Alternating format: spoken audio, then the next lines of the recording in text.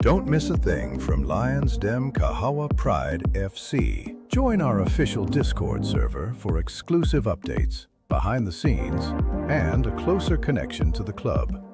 Scan this QR code and get inside now.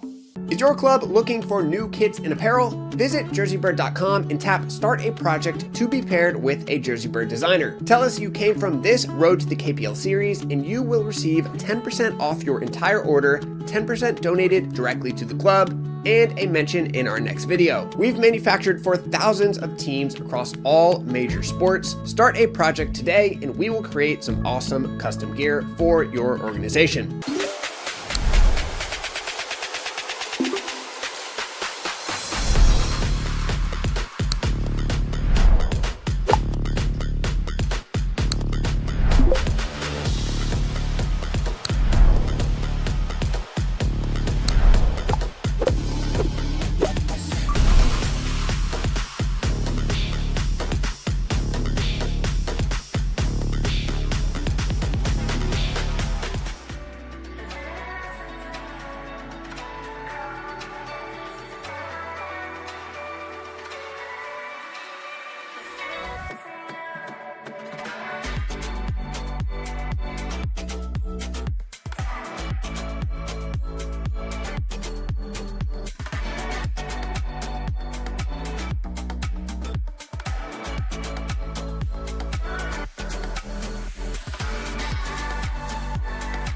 Welcome to the JerseyBird YouTube channel. This is everything about our company in less than 90 seconds. My name is Hayes Knupp, and I founded JerseyBird in 2019 while attending the University of Tennessee. We are on a mission to become the #1 sportswear brand in the world. After 3 quiet years of primarily basketball-focused work, an unexpected signing in 2023 with the Philippines national football team put us on the map and forever changed our company's trajectory. Since then, we focused on building the most streamlined way for clubs around the world to get fully custom kits, regardless of their size or skill level. Today, our team consists of 14 members across 10 different countries, including Tom McLeave, our head of short-form content. We've partnered with professional clubs around the world, from Al Qabila in Dubai to Walton and Hersham in London, but also work with dozens of youth and recreational programs like the Dutch Soccer School in Maryland, Premier Academy in Vancouver, and many, many more. And while our focus is on football, we manufacture for all major sports with many high-level projects across basketball, hockey, rugby, baseball, and others. To work with us, just tap Start a Project on our homepage, complete our 5-minute form, and you'll be paired with a JerseyBird designer.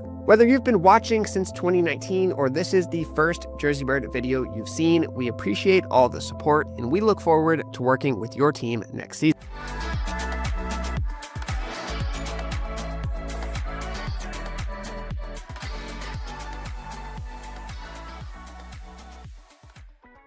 Minutes.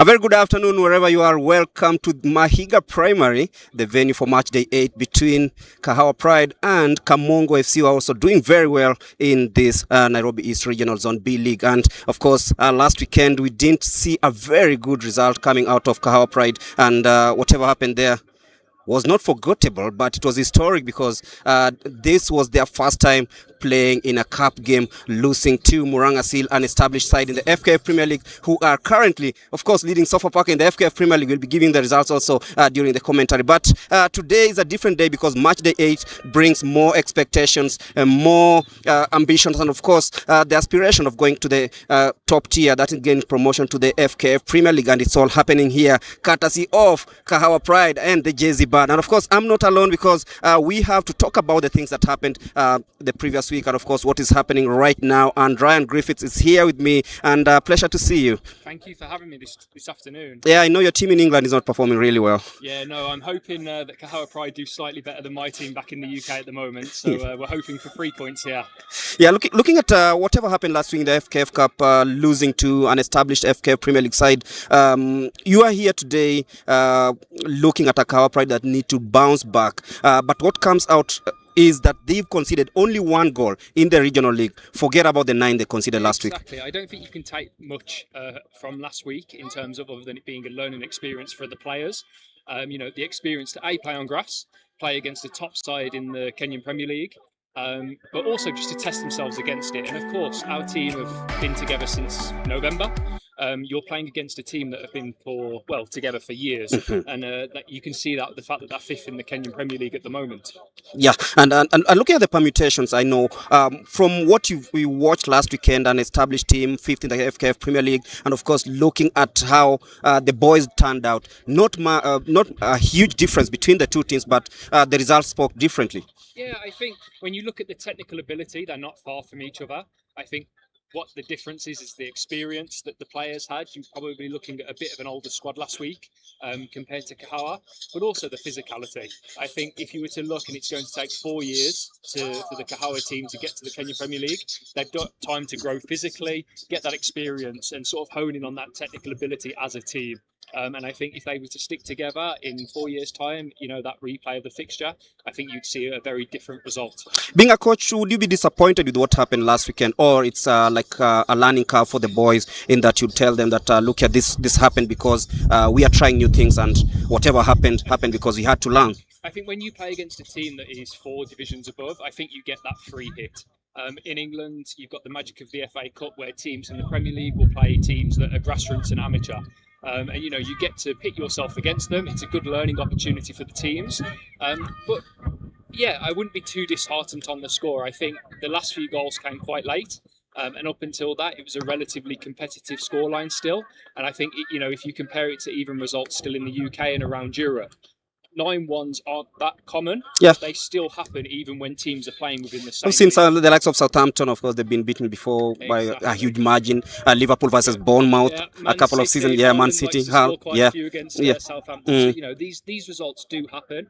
I think the coaches will have taken some learnings from it, and I think that's the important bit, is that you don't get demoralised, you learn from it, and then you take that into the next game and the rest of the season. And talking about taking to the next game, this team has performed tremendously. Started with a -6 point difference, plus this the goal difference was also in a negative. Right now they have 7 points, and of course a good goal difference, a positive goal difference. What does it tell you about the mentality in the squad?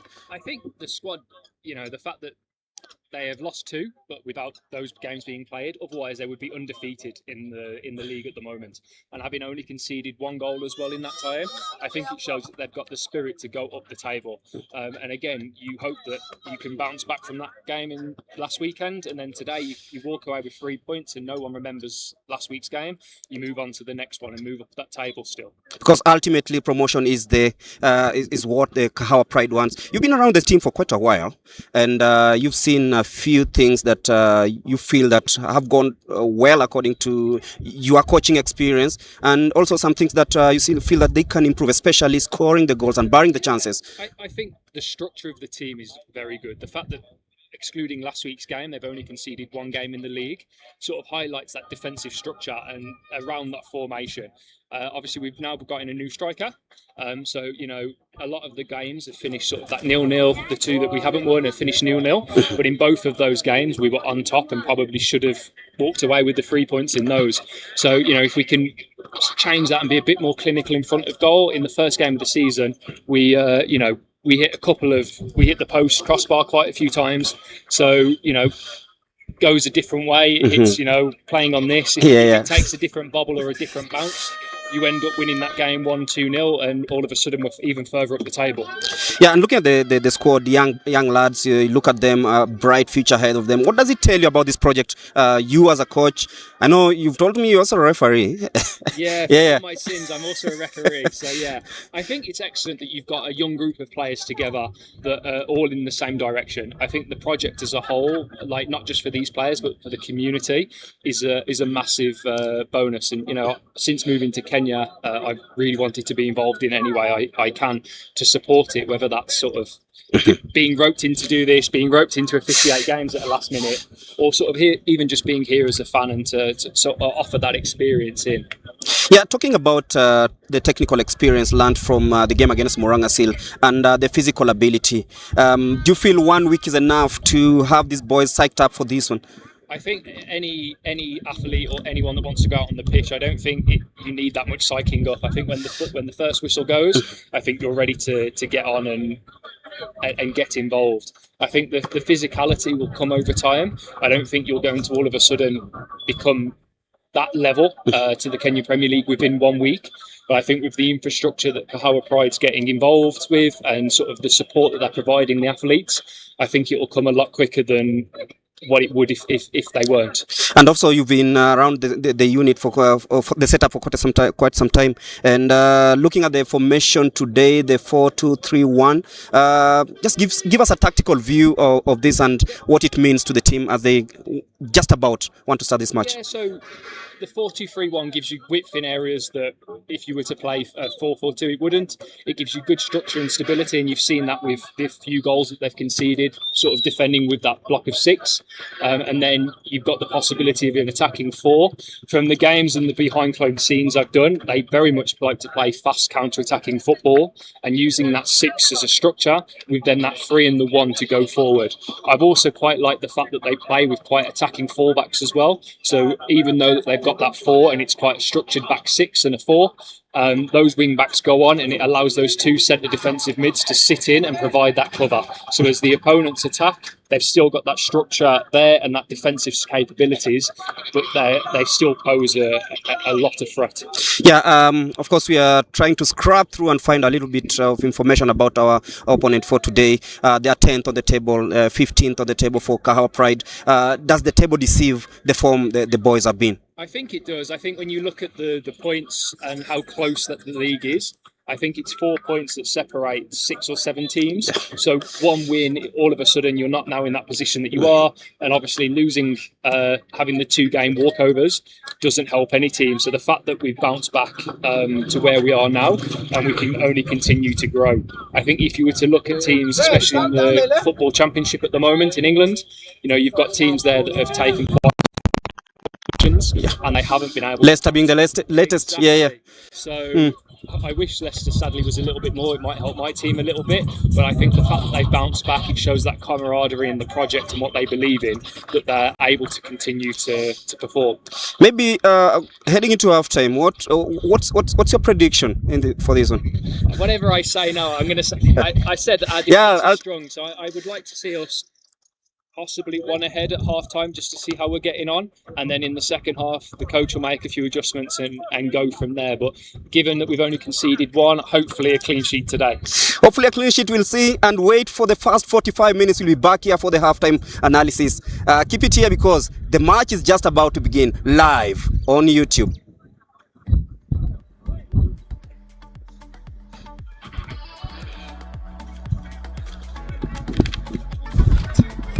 Stream. Who the fuck's this guy? Thank you.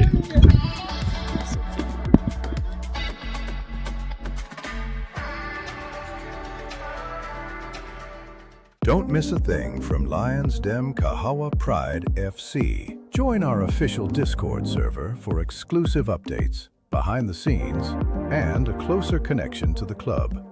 Scan this QR code and get inside now.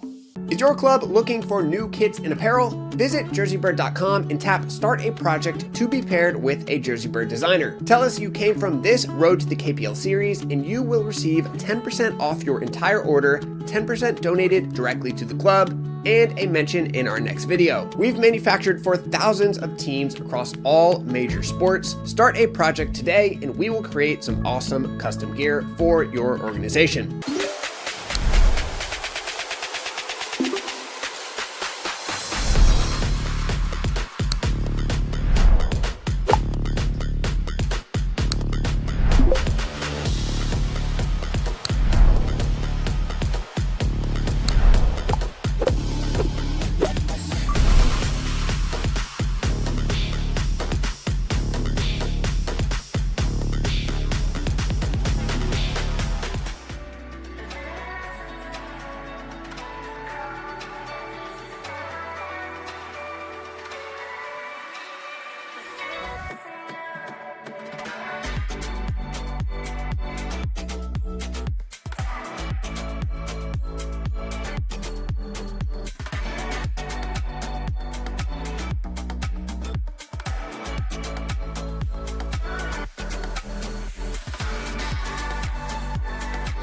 Welcome to the JerseyBird YouTube channel. This is everything about our company in less than 90 seconds. My name is Hayes Knupp, and I founded JerseyBird in 2019 while attending the University of Tennessee.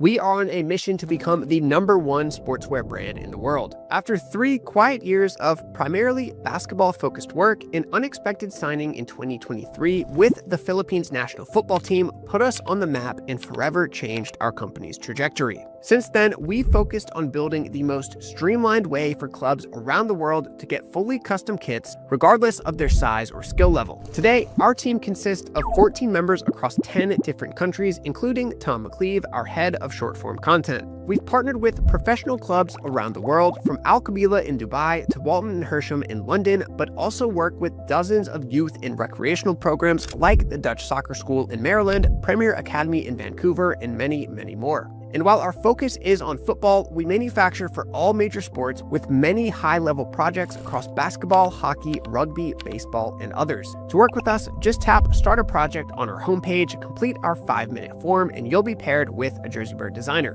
Whether you've been watching since 2019 or this is the first JerseyBird video you've seen, we appreciate all the support, and we look forward to working with your team next season.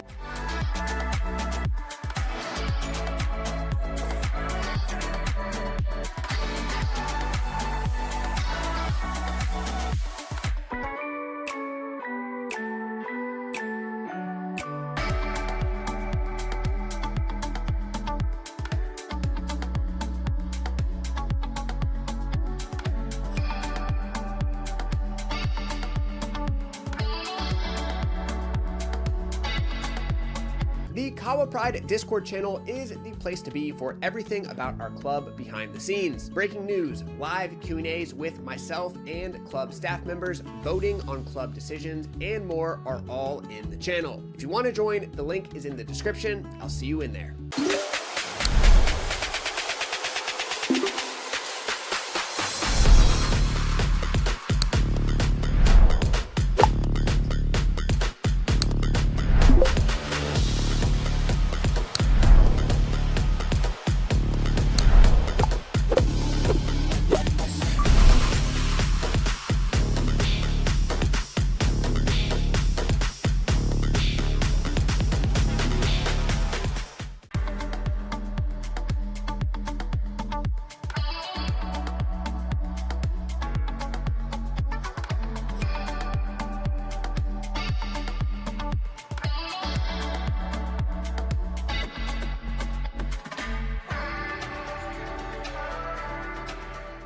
Don't miss a thing from Lions Den Kahawa Pride FC. Join our official Discord server for exclusive updates, behind the scenes, and a closer connection to the club. Scan this QR code and get inside now. Is your club looking for new kits and apparel? Visit JerseyBird.com and tap Start a Project to be paired with a JerseyBird designer. Tell us you came from this Road to the KPL series and you will receive 10% off your entire order, 10% donated directly to the club, and a mention in our next video. We've manufactured for thousands of teams across all major sports. Start a project today and we will create some awesome custom gear for your organization.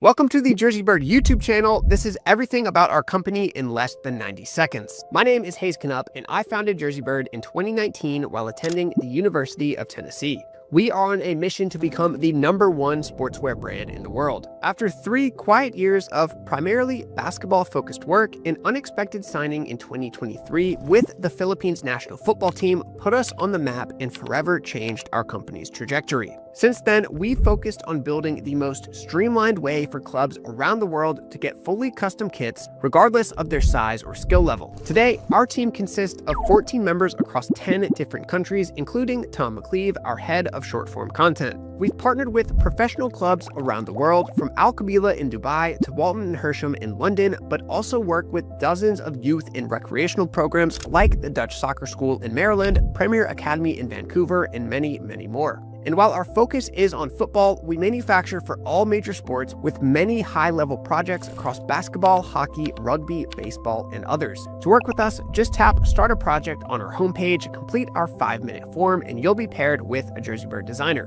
Whether you've been watching since 2019 or this is the first JerseyBird video you've seen, we appreciate all the support, and we look forward to working with your team next season.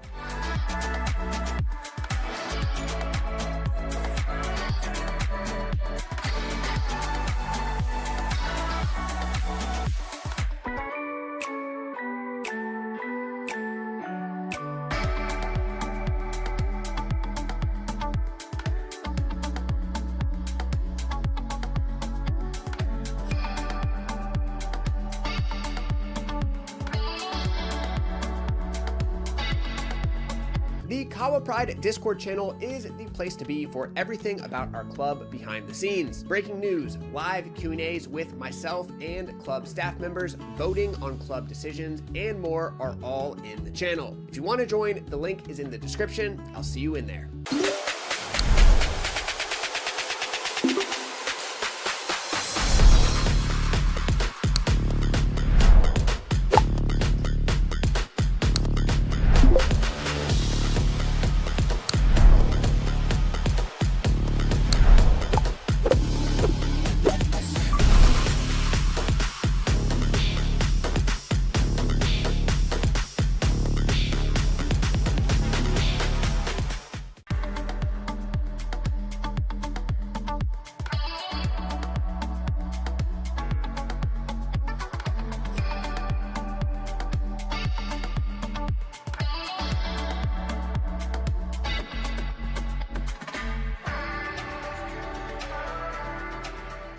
Don't miss a thing from Lions Den Kahawa Pride FC. Join our official Discord server for exclusive updates, behind the scenes,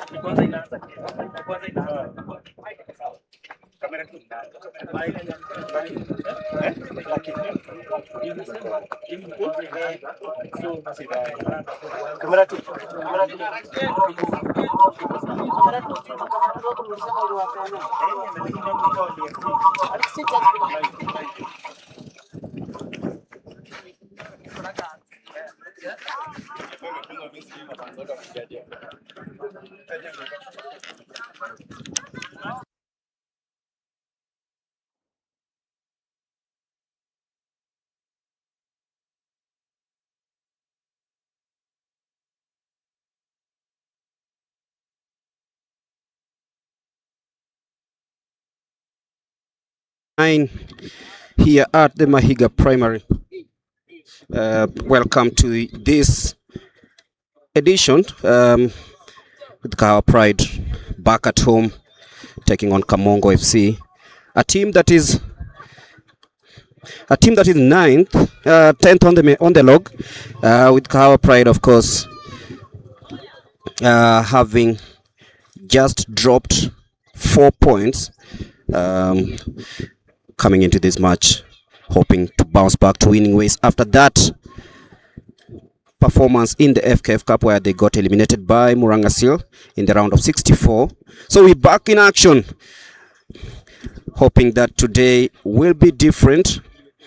As we said earlier on, that Kahawa Pride have actually conceded a single goal the entire campaign, and we'll be hoping to keep that good record.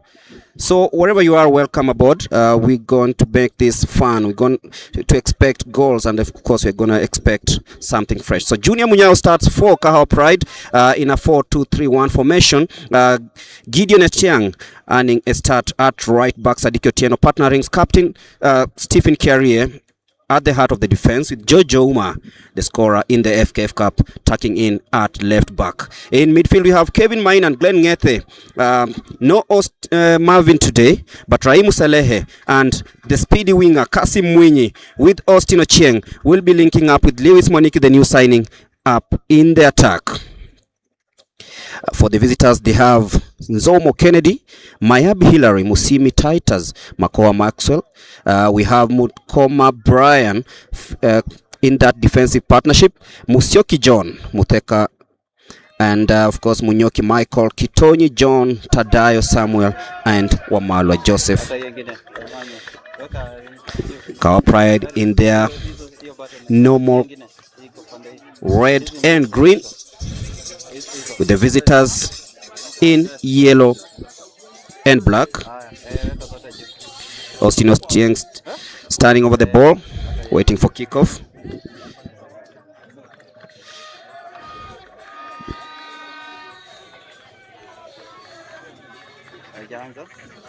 And just looking at the notes from the previous interviews we had, the Kamongo FC coach says that he realizes the importance of gaining 3 points on the road, and hoping that this is the day he instills defeat to the home side, who've been very brilliant at home. Wherever you are, welcome. We will be doing this throughout the afternoon.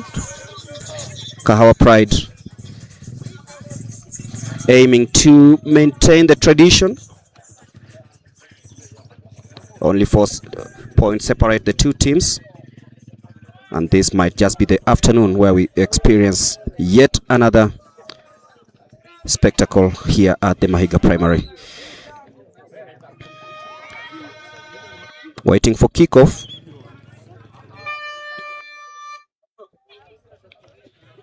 At about 10 minutes after 4 in the PM, and the referee is just about to blow the whistle to signal kickoff, and he does so, and we are on for kickoff.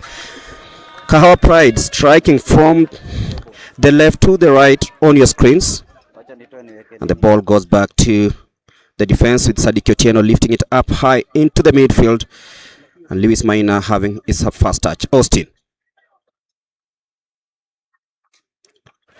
Brings it back to the defense. When we spoke to Coach Lewis Kim, he said that valuable lessons learned in that defeat to Muranga Seal, who are also riding really, really high in the FKF Premier League.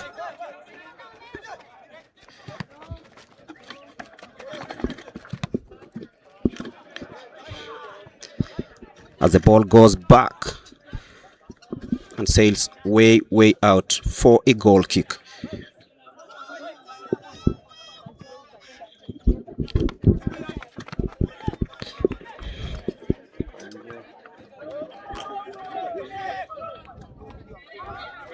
Two minutes gone into this one. Carlos, good afternoon. You've been following Kahawa Pride for quite a while. What do you expect from today's match? I expect a win for Kahawa Pride after the recent surges in their matches. Their matches have been brilliant. Right, it is Kasim sends the ball into the area, but completely miscued there by Austin. That was an early chance for Kahawa Pride, but the ball slightly missed by Austin, and Kamongo on the counter, bringing the ball into the area, but then Junior Munyao gathers the ball in an easy way.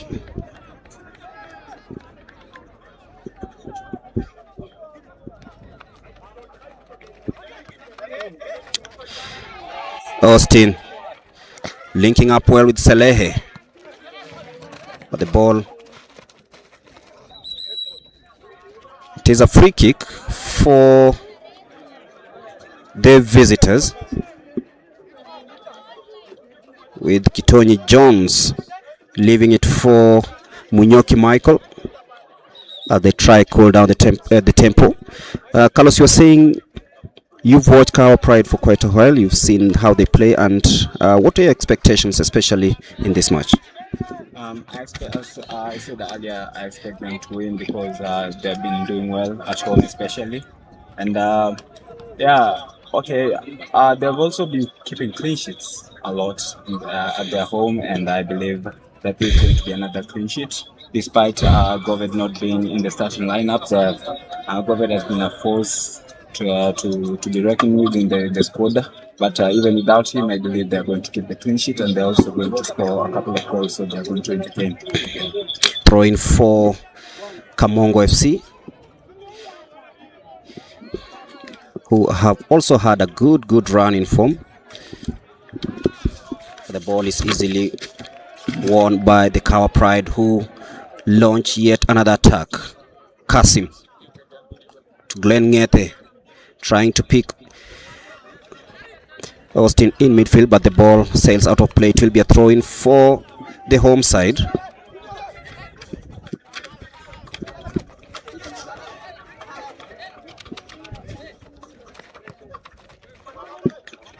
It is Glenn Ngete on the ball, brings it onto the right hand side. That is Kasim. Salehe, good feet, quick feet. Salehe brings it to Lewis Minor. Oh, Mwaniki flaps the chance, but good feet there by Rahimu Salehe. Beat his marker, not once, not twice, but thrice, but that was a chance. Yeah, definitely a good chance. Beautiful play from Salehe. The Tanzanian is just a good winner. 1-1, he was almost through in, and Kasimini almost got the lead, but unfortunately went wide.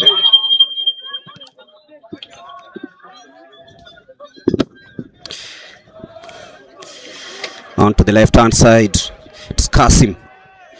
Brings the ball into the area, but well timed there by Musimi Titus, and it's back in midfield. Kamongo, a backflip. Munyoki Michael brings the ball into the area, but Kiaria stands tall, clears the ball. Gideon Etiang wins that throw-in, quickly started, but it's cleared yet again by Munyoki Michael. Sadiki then ensures that the danger is tamed as Kamongo get a throw-in in a very promising area to be taken by Munyoki Michael.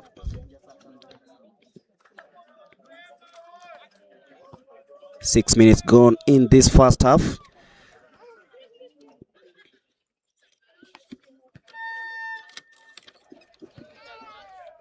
Coming into the match, of course, Kamongo lost to Victory FC. Then another loss to Westlife before winning against Holy Mary, drawing 2-2 with PSC University, and convincing 3-1 win over Lakewood, and a 1-1 draw with Maji FC, who also drew 0-0 with Kahawa Pride the last time they met on this very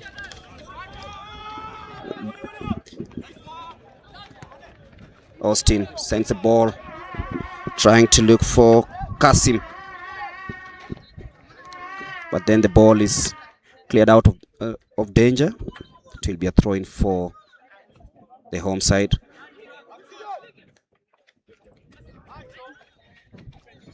Salehe tries to tee up Kasim. They link up well into the area, but then it's cleared, and they try launch an attack, but a good tackle there by Gideon Etiang. As the ball goes out of play, it will be a throw-in for the visitors, who start it quite quickly. The ball goes downfield, cleared by Sadiki Otieno, who must have learned a few lessons last time out when they played in the FKF Cup. From what I saw that match, actually, they were only undone by their own mistakes at the back. I think they learned their lesson from there. Valuable lessons learned, and of course the prize to chase is promotion to the FKF Premier League in the near future. Remember, this is the Nairobi East Regional League Zone B. Salehe, the fast feet of Salehe, links up with Austin. Good play there. Now it is Glenn. Checks in. Austin takes the ball, tries to bring that into the area, but then goalkeeper Kennedy Nzomo picks it, as Lewis Mwaniki wasn't able to get to the end of that. You can clearly see what they're trying to do, and the attack is just brilliant, and it's just inevitable. A chance for Kamongo. Well tamed there by Stephen Kiarie, who's the captain of the day in the absence of Goved Benson, who suffered a slight injury. Should be back in a few, but it is a throw-in. Still no corners yet.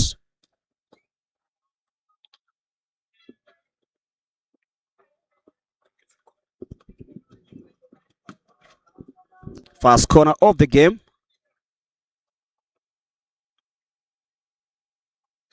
Down the right hand side to be swung in by Wamalwa Joseph. Brings it into the area, but that's well read by Kahawa Pride as Sadiki clears the ball out. It's still in possession by Kamongo, but then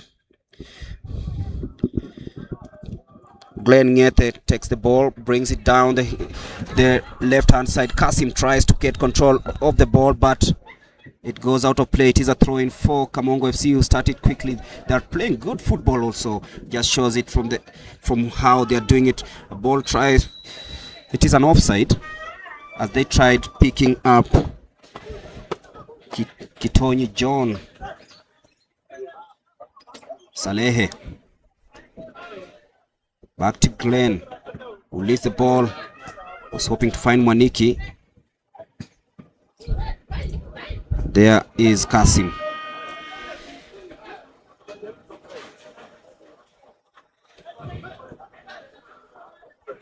Glenn Ngete and Kasim linking up well. It is Austin Ochieng on the ball. Glenn Ngete tries to bring it in the area, as it's cleared yet again. Nkoma Brian tried to Crossed that, but then it was cut out. It is Kasim. Oh, it's dangerous play there by the Kamongo FC player, and it is a free kick in favor of Kahawa Pride. Looking into the first 12 minutes, what's your summary? I thought it was a dominant performance in the first 10 minutes for Kahawa Pride, but in the last 2 minutes, the opponents have been resilient. They've entered the opposition box, quite a while, and I think they might score, but I think Kahawa Pride FC is still strong back at the defense. Kamongo with an attack. Tadayo Samuel brings it down the left hand side, but then it sails over. It will be a goal kick. What a good match in the first opening exchanges. Quarter of the match gone, still 0-0, and they launch yet another attack with Kasim. Had a good game in the AFKF Cup. Links up with Glenn Ngete. Austin bring the ball, a good ball into the area. A good chance for Kahawa Pride, but then it's cleared by Musimi Titus for a corner. Actually, the referee says, yeah, it is the first corner of the game for the home side, but that was a chance. Austin Ochieng trying to tee up Kasim on the left-hand side, but then well read there by Titus Musimi for the corner kick. They are doing brilliant in the attack, and that was one of them. I believe they are going. It's coming. It's very. Look at that chance. Just about taking off Kasim, who was well clear on goal, and it is a corner to be taken by Jojo Uma, as usual. The score of the penalty against Muranga Seal.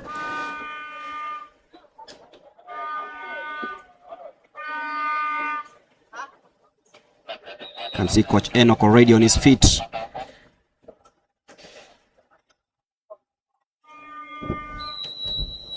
Jojoma to swing that in with his left foot. Brings the ball into the area, deep into it, and it is a goal! Oh, beautiful header. Oh, for a moment we thought that was a goal, but then it was well gathered by Nzomo Kennedy. But Sadiki Otieno almost finding the back of the net as play continues. Sadiki again brings it into midfield. That's a poor ball. Danger for Kamongo, who decide to switch the ball into that area, but then well read by Kiarie. And it will be a corner for the visitors, who are responding really well and seems to be settling in quite early in this first half. Yeah, earlier I thought Kahawa Pride had scored. We all thought they had scored. Thought Sadiki had scored through that corner. Let's look at it again. Ooh, it looked like a goal. Good keeping by Nzomo Kennedy to keep out Sadiki's effort. Yeah. The ball is brought into the area, and it is a goal. Yeah, it has been coming.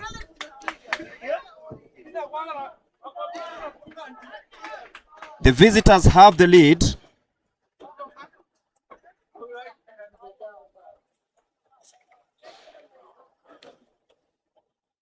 The visitors have the lead. And it came from that cross ball from the right hand side. And for the first time, Kahawa Pride have conceded at home. A very unusual. But look at that corner, brought into the area, high up, a stooping header on the left-hand side, and that was the opening goal. No chance for Junior. He was far away from me, and he couldn't get it there. No defender was able to get it out, and unfortunately for them, they have scored. They have conceded their first goal at home. Very unfortunate for them, but also good for the visitors.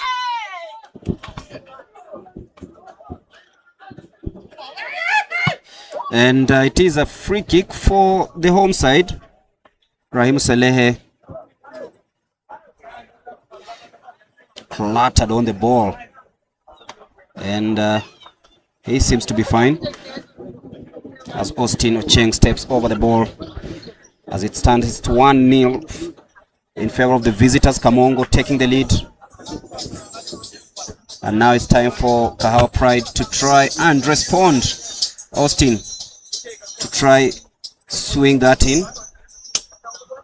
It will be an out swinger, as the referee ensures that everything is in order before this free kick is taken. So Austin standing over the ball, floats it into the area. It's cleared by the Kamongo defense. Still danger into the area, cleared again as Austin gathers the ball yet again, tries trickery, but he's beaten to the ball by the captain. But then he decides, not this time, I'm gonna ensure that the danger is muted. So a throw in for the visitors. I really want to see how Kahawa Pride are going to deal with this. Now, for the first time in the season, they are trailing at home. I will very much want to see how they deal with this. It's another advantage for the visitors. Kitonyi Jones foul there, and another chance for Munyoki Michael to try float that in. They seem to be thriving on set pieces, as they did when they got that opener. So if you're joining us, this is Kahawa Pride versus Kamongo FC. Munyoki Michael brings it into the area. Danger as he tries a spectacular there. That is Mateka Michael. But no time for even a breather as the ball is brought into midfield. Salehe unable to keep it under control. Salehe, Glenn Ngete into the area. Seems to be quite isolated there, Lewis Moiki. Kamongo not letting any ball rest in their area. Junior Munyao will pick that one. They are indeed clearing everything from their penalty area. They don't want to see the ball from there. The fact that actually they have a goal against Kahawa Pride, I think they will be clearing everything they see in their sight. Kevin Maina brings it down the right hand side. It's deflected, and it is a throw-in. Haven't seen much of George Ouma today. Gideon Atiang to take the throw-in. Tries to look for Kasim. Is beaten to it by Musioki John. There's Etiang. Links up with Glenn Ngete, who tries to find Rahimu Salehe, but then the ball sails out of play. It is a throw-in for Kamongo.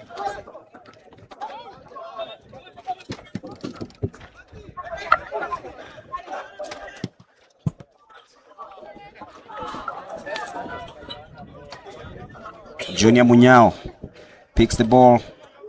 This time around he goes long, looking for Kasim. The ball is won by the tall figures of the Kamongo players.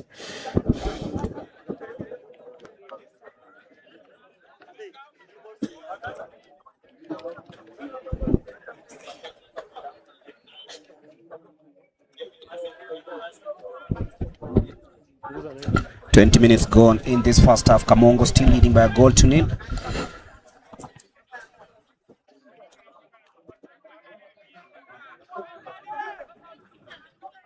George Ouma brings it into midfield. Glenn Ngete tried to link up with Austin, but then he's been disposed. He's back, winning that possession.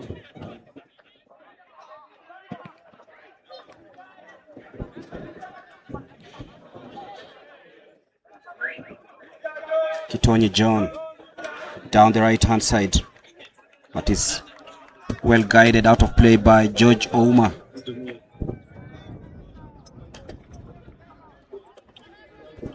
Despite them conceding the one goal, they are still looking very solid in defense, and they'll just be looking forward to getting the ball up front and see if they can score and equalize the match.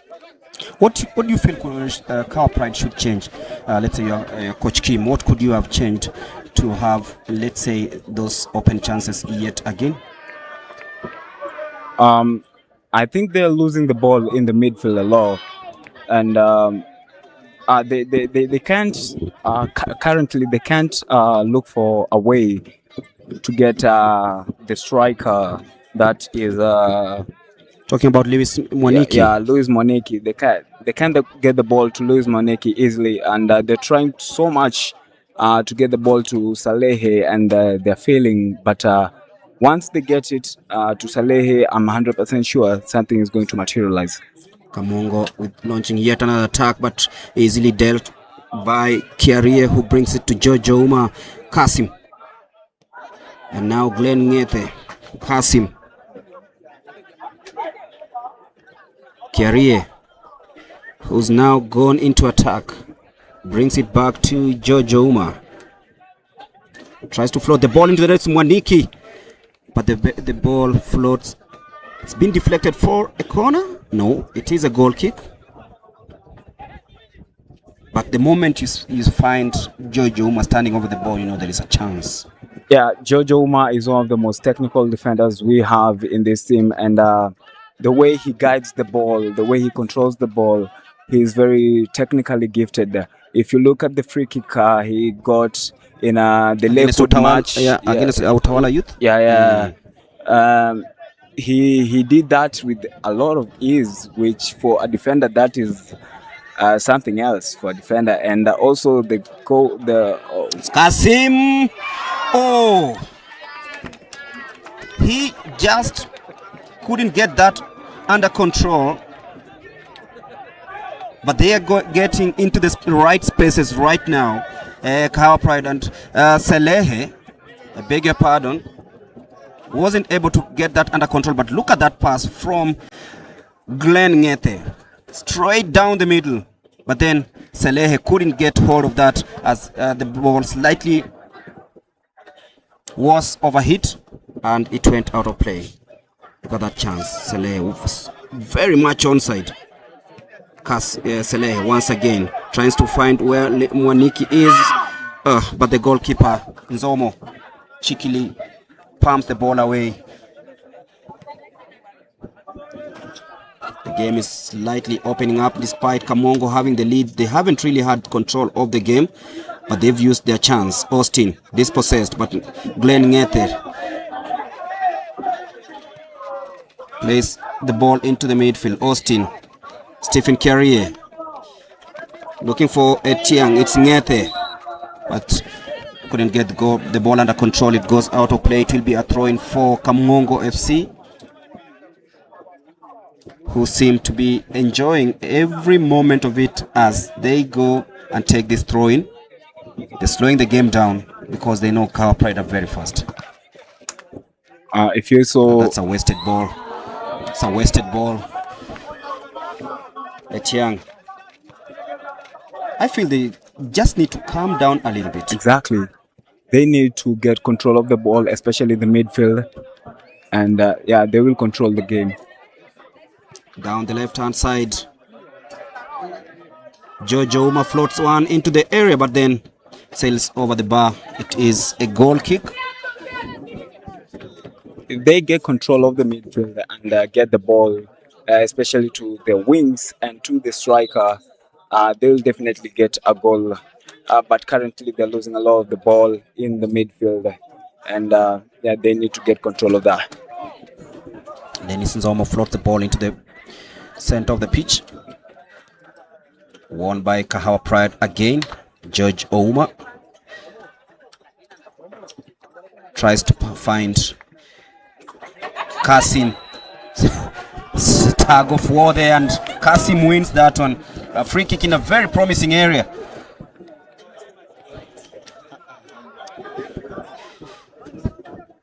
It was a battle between Kasim and Mayabi Hillary, with Kasim winning that one, but it's a chance for Kahawa Pride to try find the equalizer from that position. Kasim coming into the first team for the first time in 3 matches and already showing signs that they've been missing him with his trickery and speed. So, standing over the ball is George Ouma and Lewis Mwaniki. Lewis Mwaniki fancies this one. It is quite far. Will he be able to pick the goalkeeper from there? Tries to float one in, but then it sails out of play for a goal kick. Do you feel he should have done better? Maybe got into the area and asked for George Ouma to float that in for, let's say, a header? Yeah, definitely, because George Ouma is one of the technical one in free kicks, and he could have definitely brought for the ball in for a header, which maybe could have resulted into something. It's a player down, Sadiq Otieno. Seems to have picked an injury. The medical team swift to check on the star defender. Seems to have hurt his thigh.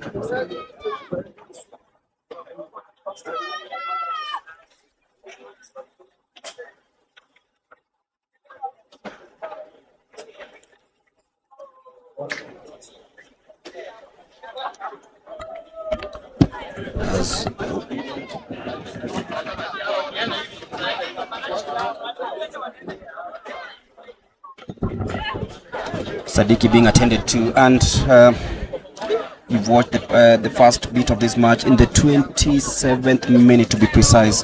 What's your assessment about everything that has happened here, and what do you feel could be improved by the home side if they want to pick results, as we yet again witness that free kick that was taken by Lewis Mwaniki, the new signing? Okay, so for Kamongo, they're losing the ball a lot, and Kahawa Pride should take that to advantage, because Kamongo, since they have the 1-0 lead, they just need to clear the ball for them. But for Kahawa, they need to calm down in the middle and sort out the ball and see how they're going to get the ball without losing it to the up front. Nzomo picks out Mayabi down the right hand side, brings the ball, but then George Ouma picks the ball. The referee says the ball had gone out of play. 29 minutes gone. Kamongo FC 1, Kahawa Pride 0. Not the result many expected in this game, especially after that defeat in the FKF Cup. Tadayo Samuel leads the ball into the area. Still danger, not yet cleared. Makoa Maxwell. Then he is offside. It will be a free kick for the home side.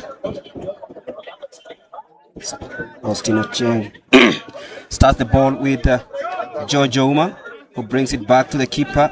And now Sadiq Otieno. And now a chance for Gideon Etiang.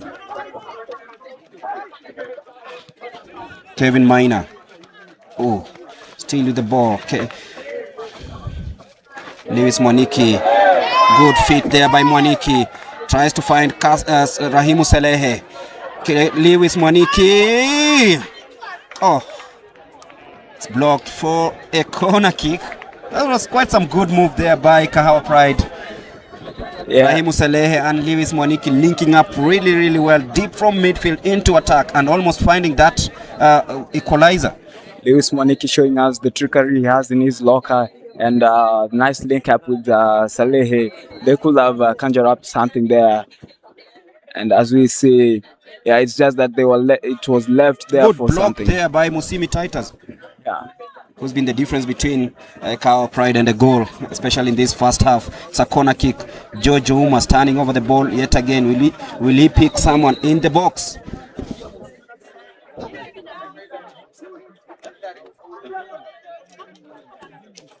So many players attacking the back post. George Ouma floats that into the area.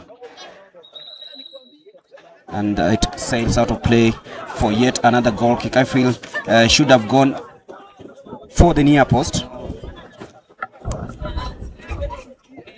Yeah, these are the chances Kahawa Pride FC should be taking.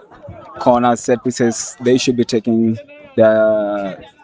those chances to score a goal, because it is Jojo Uma brings the ball into the area. It's squared in, but then no player there to try and connect that one. Lewis Moniki was alone in the box, but it's a chance for Austin. Good trickery there. Gets off his man, shrugs the move, and then Kasim. A back heel back to Glenn. Kevin Maina. Kasim.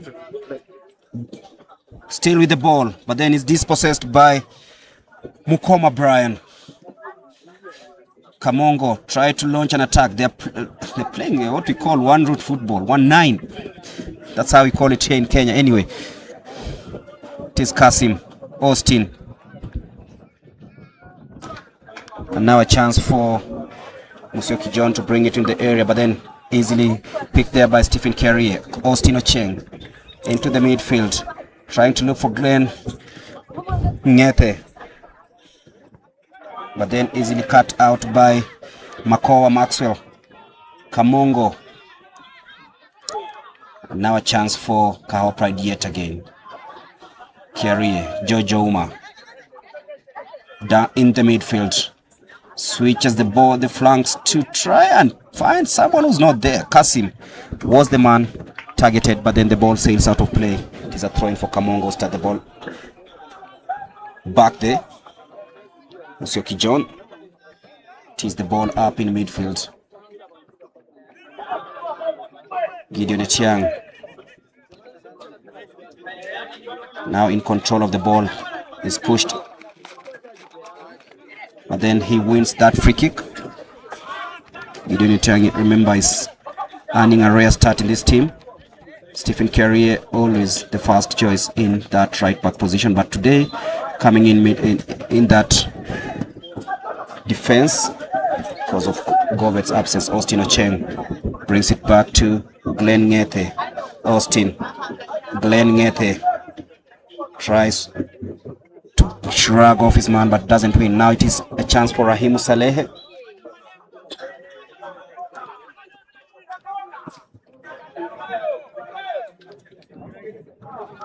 And brings it to Glenn Ngete.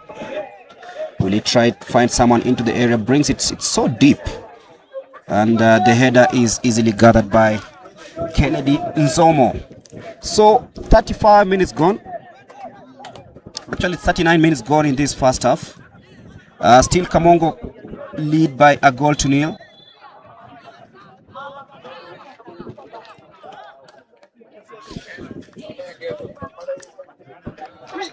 Another chance for Kasim.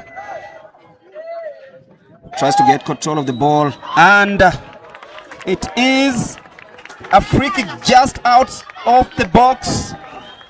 Rahimu Saleh tried getting off his man. He tried that flip, but then he was adjudged to have handled the ball, and a chance for Kahawa Pride just out of the box. Interesting times here. It is a free kick in a very promising area. But look at that link-up play between Kasim and Rahimu Saleh. Good move there. And yeah, it is a handball. It is a handball. Definitely. And with this chance, it's another chance for Kahawa Pride FC to go level. And George Oma will be looking at this and smiling, hoping that he'll put that ball in the back of the net.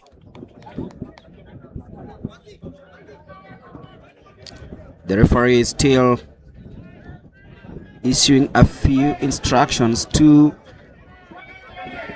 the Kamongo players who seem not to agree with the decision, but then it is given. George Uma standing over it, Rahimu Saleh standing over it. Let's wait and see who is the favorite for this one. Your bet will be as good as mine. Let's see.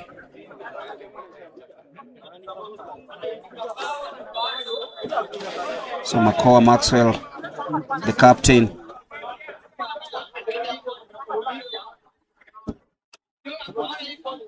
As we look yet again at that is Kasim with the flick. I think it's a high boot. It's a high boot penalty. They have done that. The referee counted it as a high boot and a free kick to Kahawa Pride FC.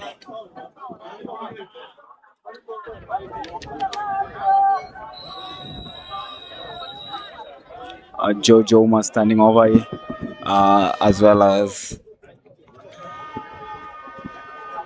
Kasim Wenyi, who is going being Kasim Wenyi or Jojo Uma. Jojo Uma to try that in. Well blocked there by the Kamongo Pride wall. It's Captain Makoha Maxwell who stands tall. It is a throw-in for Kahawa Pride. Lewis Moniki tries to force one in, but then it goes out of play. It will be a goal kick. He tried to go low this time round. Oh, that's a good block there by the visitors. Glenn winning the ball in midfield. Kasim, Austin, and it is Glenn. Good stuff there by the home side. It's Glenn Ngete again. Brings it in midfield. Trying to look for Kevin Maina. Brings the ball into the area, but then it's cut out. Kasim again tries to float that one in. Sadiki Otieno to Jojo Uma. They are really defending well, Kamongo. They're not letting the balls pass in or get into the area. Kevin Maina brings it back to Kyrie. And now it's the time for Glenn Ngete to try string something from midfield. It is Austin. Got the ball in, looking for a Tiang. Then Maxwell tries and wins the ball calmly, brings it down the left-hand side. It's cleared yet again, and Austin picks it up, looks for Kasim, who controls the ball. Nicely done in midfield. It is Glenn Ngete. Kevin Maina. Good feet there by the home side. And now it is Austin, who's covered a lot of distance in this first half. Glenn beats his marker into the area, tries to bring the ball into the area. It is just about cleared. Austin tries one, forces a good save off Nzomo. What a save. What a save. Nzomo has been brilliant in this match, actually. He has denied Kahawa Pride a lot of chances, and this being one of them, it's a brilliant save. Austin tried with his weaker left foot, but then the Kahawa Pride will be considering this as one of the best moments of the first half. Len tried to bring the ball into the area, but then Austin with the follow-up just tipped over the bar, and it's push and shove in the area. Kevin Maina and Kyrie. Actually, it is Kevin Maina.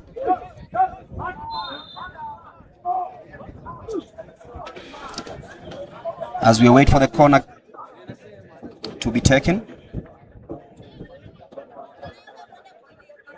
Funny style of defending there by Kamongo. Jojo Uma to float that into the area. It's well cleared there by the visitors, who win a free kick as they run down the clock.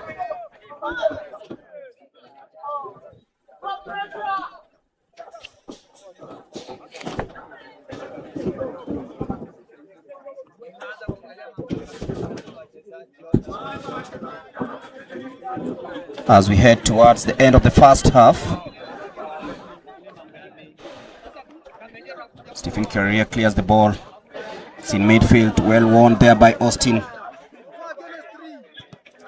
who tried to look for Rahimu Selehe, but the ball has been cleared. by Mayabi Hillary. And now it's the chance for Glenn Ngete. Whoa. That's dangerous play there by jersey number 14. They have given a throw-in which should have been a foul. That was a dangerous foul to Salim Salehe. Gideon Etiang to take the throw-in. Etiang really float that into the area, brings it nicely. Was looking for Lewis Moniki, but he seems to be isolated up there. Foul for Kamongo, quickly taken there by Mateka. Down the right hand side.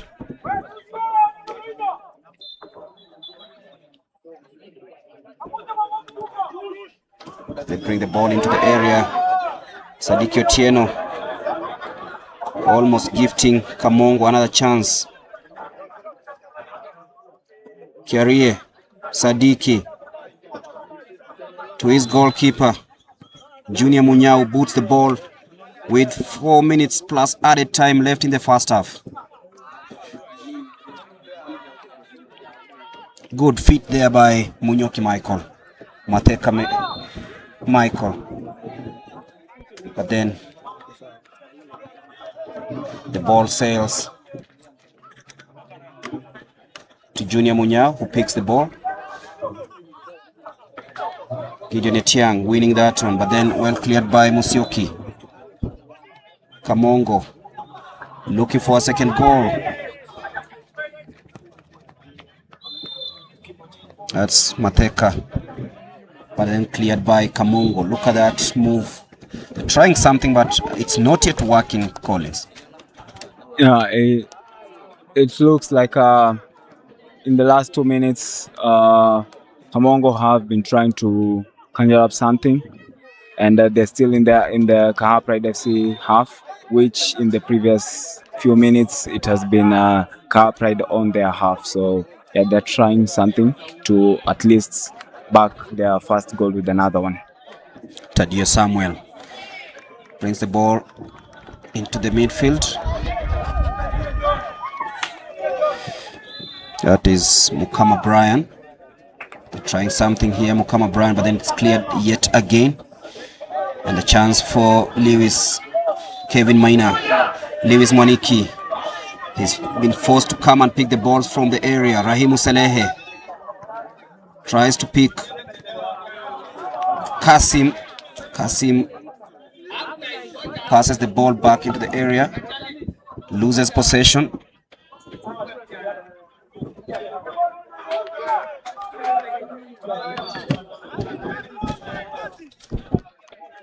And the ball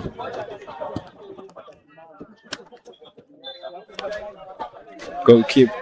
It's a goal kick. Sadiki Otieno, Glenn Ngete. That's for Gideon Etiang. Who scored Kahawa Pride's opening goal of the season. The first goal of the season, to be precise. Glenn Ngete. Posting, just trying to see if they can find a few pockets in that area.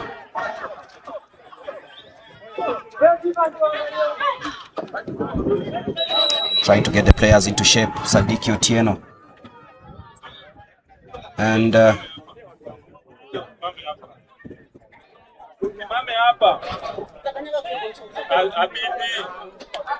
there's an incident down the right hand side.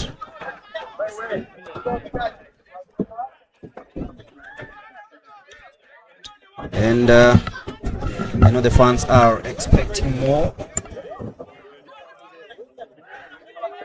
And the referee just calling for calm.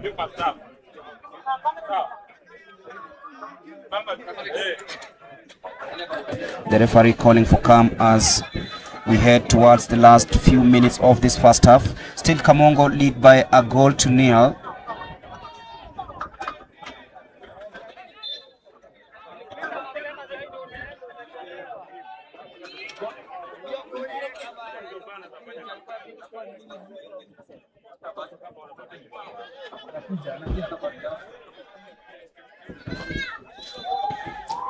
So the match has been halted.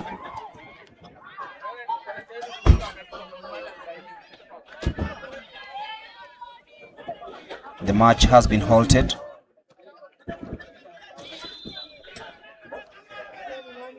And looking at Kahawa Pride, if let's say you were to change the formation or even look at the bench and look at who can come in and maybe try change the fortunes, because it seems that there's a little bit of disconnect in the link-up play, especially in attack with Lewis isolated up there.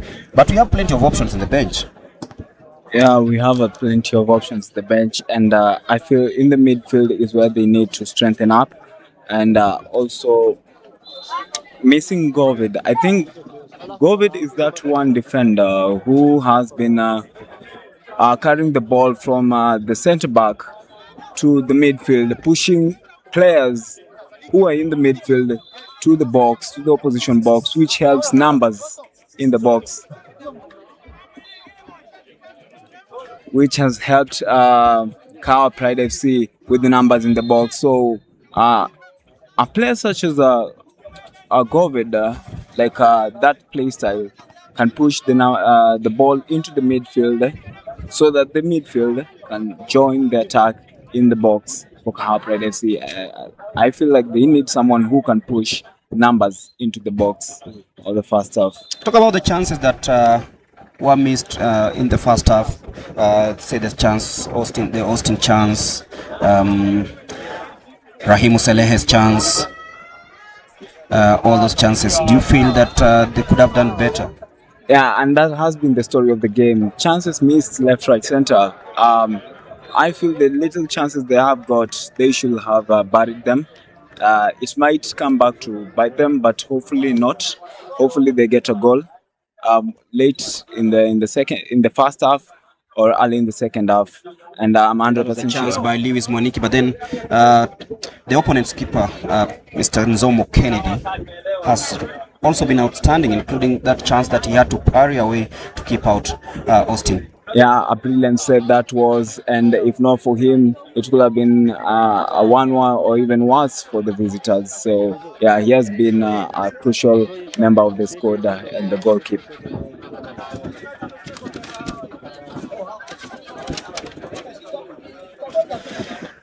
Also, other matches taking place today. As you look at that chance, that was a good block. A good block. Good block. Yeah, Mwiki United taking on PSE and Embakasi United versus Maji, who drew 0-0 with Kahawa Pride here at the Mahiga Primary. RDU versus Lakewood, Soweto Bromley versus Westlife, Victor's Faith versus Soweto All Stars, and then Terra Squad versus Jacaranda Bunge. Those are some of the matches happening today. We'll be getting the results in other places, but the business here is Kahawa Pride taking on Kamongo, with the visitors leading by a 0-0. A stooping header that beat Junior Munyao to give the visitors the lead. I feel bad for Kahawa Pride because they have been undone by just a single corner, which was supposed to be well defended.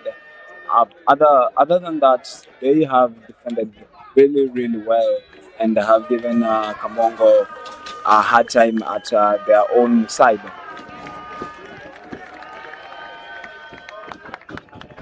As we await for the referee to restart the match. Rahimu Saleh, quick feet there. Look at that. Beautiful move. Lewis Mwaniki tried to turn and shoot, but that was not successful. Solid defense from Kamongo, and that is just the story of the game. They have been there at the back, solid, denying everything. And I feel like if they go on like that, they might keep the clean sheet. But it looks inevitable too, because Kahawa Pride FC are attacking really, really, really well. So we are ready for restart in this first half as Kahawa Pride chase for that equalizer. Funny enough, it is a throw-in, whereas it was supposed to be a drop ball. I'm not sure what is going on. I think they have realized it, yeah, and they have corrected it. It is a drop ball rather than a throwing. And if it's a drop ball, then it is Kahawa Pride who had the possession. Who makes up there, and it's a throwing, but the game goes on as Etiang puts it to Salehe, and Kahawa Pride FC looking for the equalizer. The ball is brought down the right-hand side to Glenn. Back to the keeper, Junior, who's barely had anything to do, save for picking the ball from the back of the net in the first half.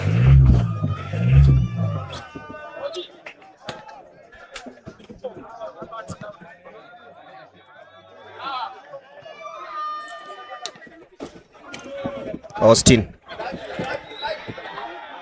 brings the ball in midfield. Oh, the shape is not working at the moment. Jojo Uma, Kiari and Jojo Uma trying to link up from that left hand side.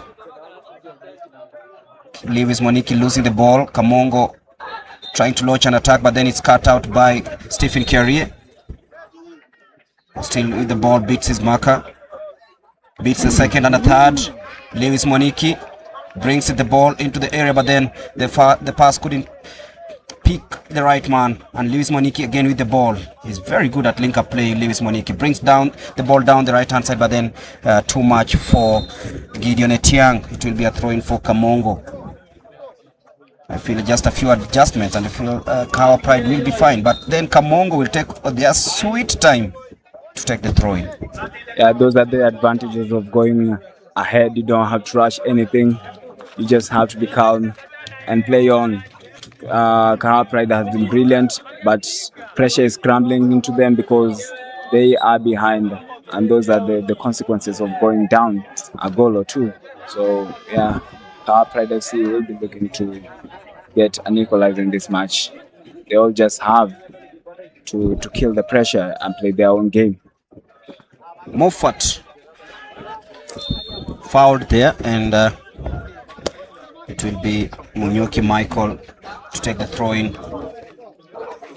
Salehe wins the ball and wins the throw-in, so Gideon Etiang will take this one.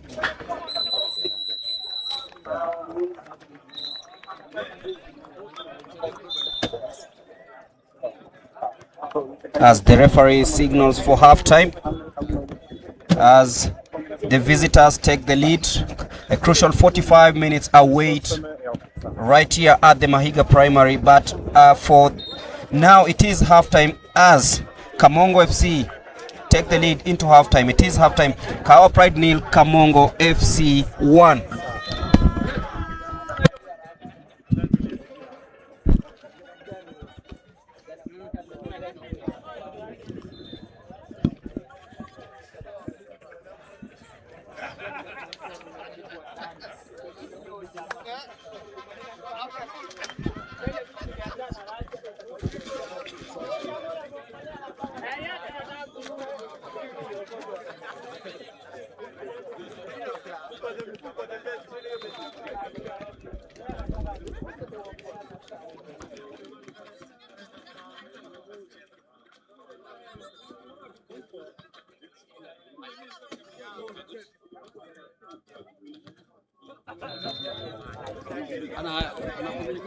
Mimi sina, so atakwambia, atakupatia countdown nini.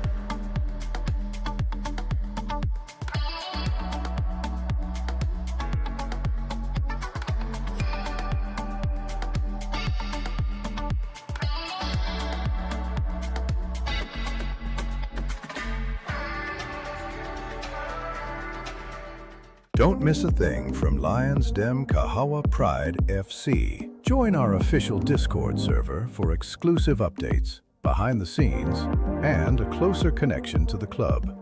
Scan this QR code and get inside now. Is your club looking for new kits and apparel? Visit JerseyBird.com and tap Start a Project to be paired with a JerseyBird designer. Tell us you came from this Road to the KPL series and you will receive 10% off your entire order, 10% donated directly to the club, and a mention in our next video. We've manufactured for thousands of teams across all major sports. Start a project today and we will create some awesome custom gear for your organization.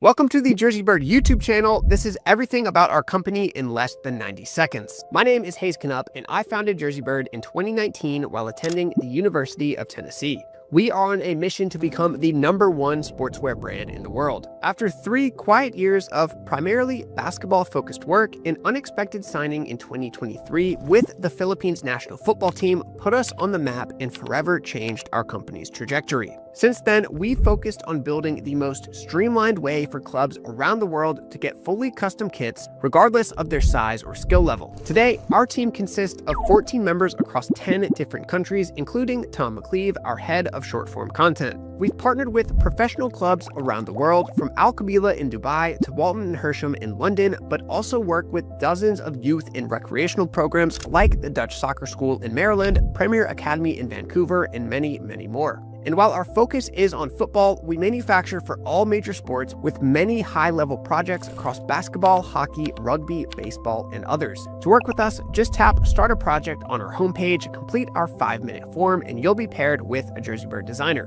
Whether you've been watching since 2019 or this is the first JerseyBird video you've seen, we appreciate all the support, and we look forward to working with your team next season.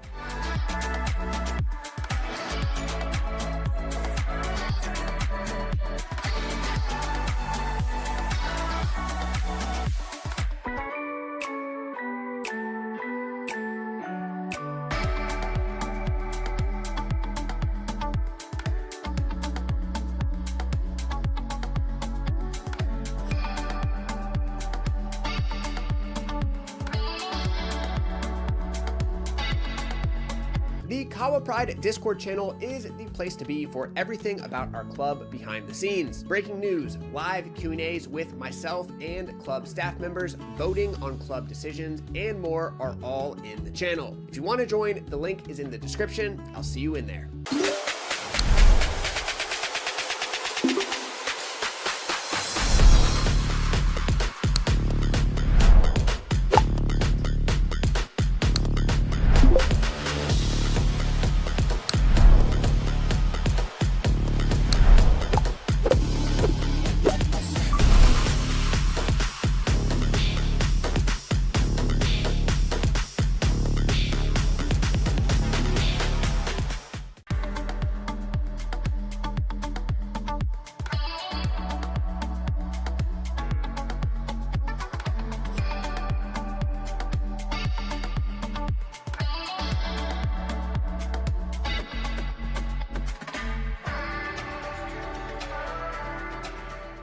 Don't miss a thing from Lions Den Kahawa Pride FC. Join our official Discord server for exclusive updates, behind the scenes, and a closer connection to the club.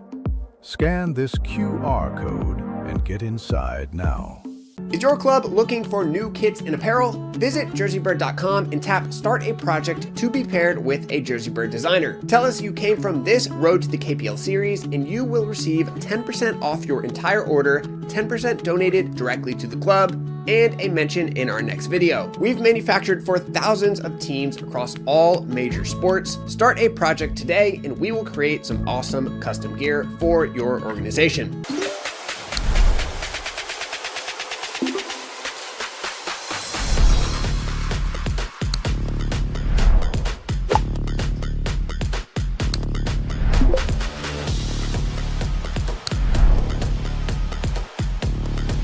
Yeah, and it is halftime here at the Mahiga Primary, the home side trailing by a goal to nil. Not really what we expected going into the match, and that leaves Kahawa Pride in a very, very dangerous position because they have to find the equalizer first and then try get the winner. But just a quick summary, Ryan, you've watched the first half, so many turnovers. Yeah, I think we've just been talking, and Kamongo have played very much percentage football of putting the ball in dangerous areas, turning the Kahawa back line, and then capitalising off a set piece from that. Kahawa have tried to play some nice football, haven't necessarily always been helped by the ground. A couple of 1v1s that if the surface is a bit nicer, it sits up and you get a shot on target, and an amazing save from the goalkeeper from the top corner to keep them ahead. Yeah, and of course, looking at the chance by Austin with his weaker foot, do you think that maybe he could have done better, or that was just a smart save from the keeper? I think it's an excellent save from the goalkeeper. I think goalkeepers don't normally get great credit, so I think we have to give it to him there. It looked like it was right in the top corner from where we were sat. Yeah. And I think, the way his teammates reacted to go over and celebrate with him, it was as good as a goal. And you look at the quick shift last week playing on grass, and then all of a sudden you're back to where you were a couple of weeks ago. Could this have affected the team, Kahawa Pride, in this first half? I think so. I think they're playing some really good combinations, but yeah, they aren't helped by sort of the potholes and the rocks and everything else it hits as they go through. I think in the second half it'd be nice to put them under a bit more pressure, be a bit more direct. Sometimes instead of playing that extra square ball that the ball hits something and doesn't work out, be that bit more direct and try and get a few more shots off on goal. And for looking at the opponent, they've been direct. They scored via a free kick. Could this be the game plan that they came, that will sit behind the ball and just wait for that perfect opportunity? I think so. I think from all the games that they've played, very few teams in this division are going to try and play nice football. Yeah. They're going to try and play to win. And if your asset is the guy at the back that's absolutely huge, and again, he was the guy that scored the set piece, then you play to your strengths. And if you're coming up against a team that are going to dominate possession, they're going to try and push you onto the back like we saw.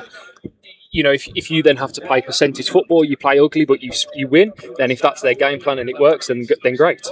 And looking at the way the Kahawa have been playing in the first half, the striker falling way deep to try and link up play. Do you feel that there's a piece missing that they should be addressing heading into the second half? I think we spoke about it at the start around that back six with the 4 and the 2. There's a very big gap between that 6 and then the front 4 that are attacking. And often when the 2 in the midfield get onto the ball, they're looking up and the distances are quite big. So I think in the second half, if they can compact it in a little bit, the back 4 push up, those 2 then push up. We'll see like we did for 10 minutes where, Kamongo couldn't get out of the half. It was 10 minutes of domination. Sadly, we didn't make that possession count and that pressure count. But I think if we can close that gap between the front 4 and those midfield 2, I think we'll get a bit more success. Is physicality also taking a toll on the players? Because you look at the sizes of Kamongo, they're huge. Of course, in the first half, you'll see that as the game goes on, you'd hope that those bigger players start to tire out a little bit. So hopefully, we've got a few very athletic players, very technical players that we saw glimpses of in the first half. If we can get those on the ball a bit more, hopefully their stamina kicks in and, there's plenty of subs to come on the pitch. Our squad depth's quite strong. So hopefully in the second half, we make a few subs as well that can have a real impact on the game. Back-to-back matches, we've seen Kahawa go into half-time trailing. As a coach, what do you tell the boys? I think you've got to try and get the take the positives. Can we try and emphasise on those positives, keep them going again, and find success? You know, we've created chances, so I think, you know, if we can be a bit more clinical in front of goal, then that's great. Your prediction didn't go right in the first half. Maybe are you taking a gamble in the second half, or you just keep it safe? I have to say, I think 2-1 Kahawa Pride. Then we'll go with that. If they can take the chances, I think we'll do fine. We'll hope to see if it becomes 2-1 at full time, because the second half is coming up in just a bit. But keep it here, because we are going to give you every bit of action right here from the Mahiga Primary. We'll see you at full time.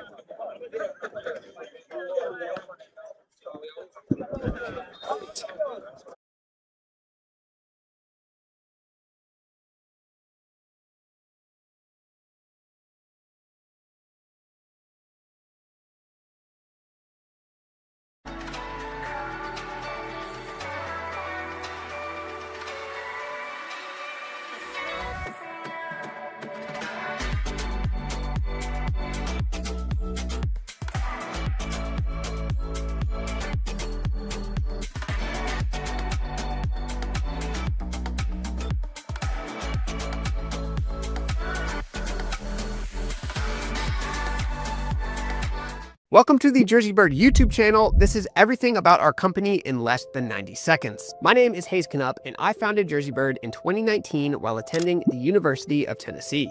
We are on a mission to become the #1 sportswear brand in the world. After 3 quiet years of primarily basketball-focused work, an unexpected signing in 2023 with the Philippines national football team put us on the map and forever changed our company's trajectory. Since then, we focused on building the most streamlined way for clubs around the world to get fully custom kits, regardless of their size or skill level. Today, our team consists of 14 members across 10 different countries, including Tom McCleve, our head of short-form content. We've partnered with professional clubs around the world, from Al Qabila in Dubai to Walton and Hersham in London, but also work with dozens of youth and recreational programs like the Dutch Soccer School in Maryland, Premier Academy in Vancouver, and many, many more. And while our focus is on football, we manufacture for all major sports with many high-level projects across basketball, hockey, rugby, baseball, and others. To work with us, just tap Start a Project on our homepage, complete our 5-minute form, and you'll be paired with a JerseyBird designer. Whether you've been watching since 2019 or this is the first JerseyBird video you've seen, we appreciate all the support, and we look forward to working with your team next season.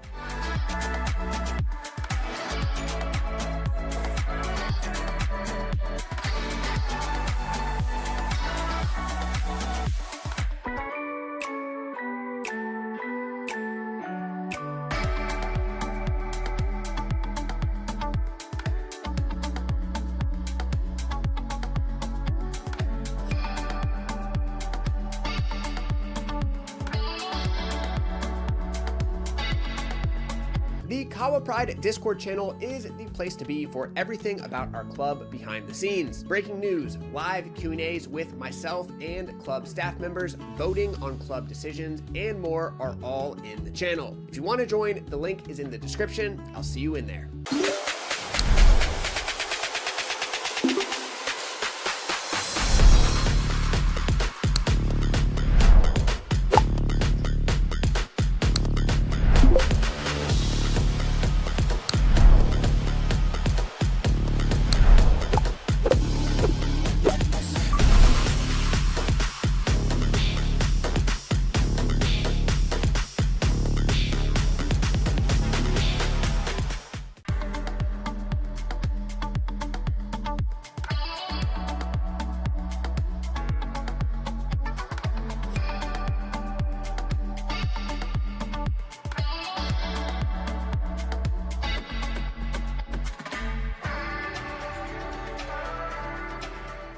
Don't miss a thing from Lions Den Kahawa Pride FC. Join our official Discord server for exclusive updates, behind the scenes, and a closer connection to the club.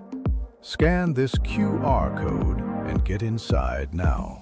Is your club looking for new kits and apparel? Visit JerseyBird.com and tap Start a Project to be paired with a JerseyBird designer. Tell us you came from this Road to the KPL series and you will receive 10% off your entire order, 10% donated directly to the club, and a mention in our next video. We've manufactured for thousands of teams across all major sports. Start a project today and we will create some awesome custom gear for your organization.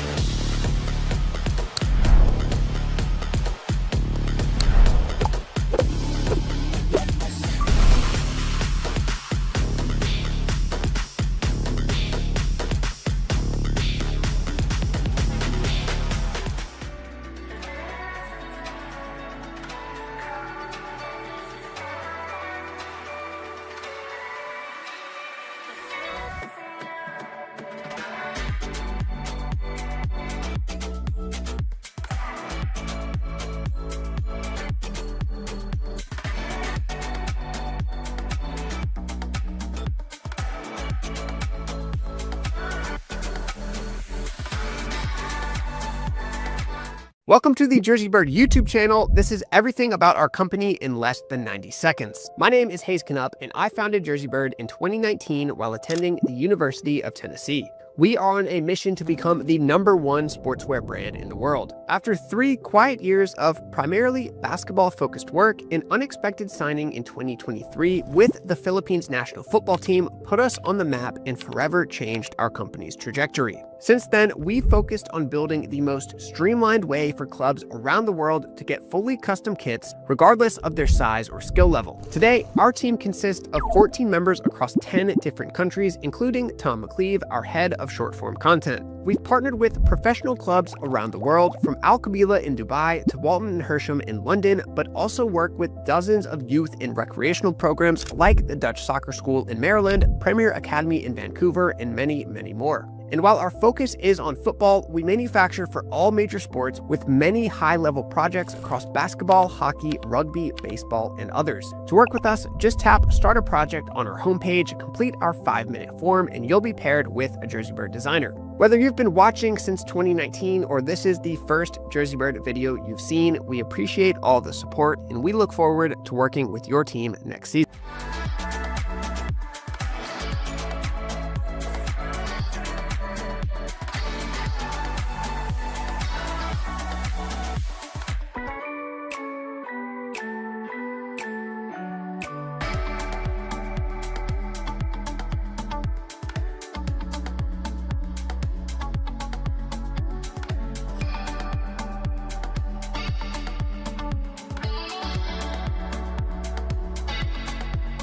The Kahawa Pride Discord channel is the place to be for everything about our club behind the scenes. Breaking news, live Q&As with myself and club staff members, voting on club decisions, and more are all in the channel. If you want to join, the link is in the description. I'll see you in there.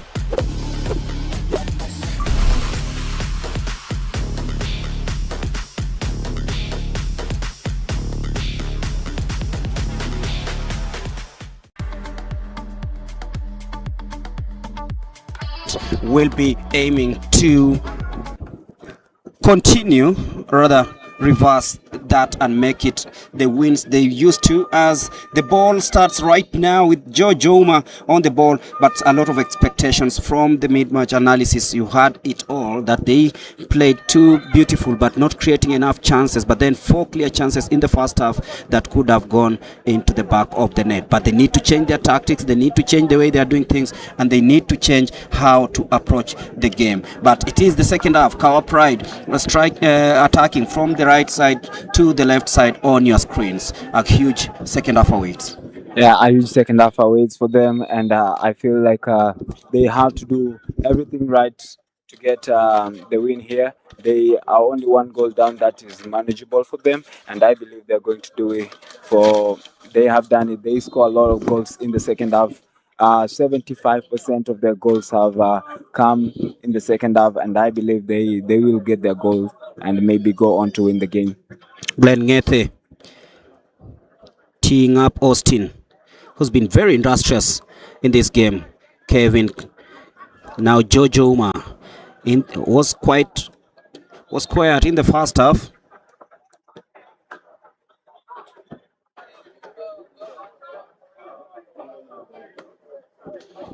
As the ball goes to Stephen Carrier, who sent it back to Junior Munyao.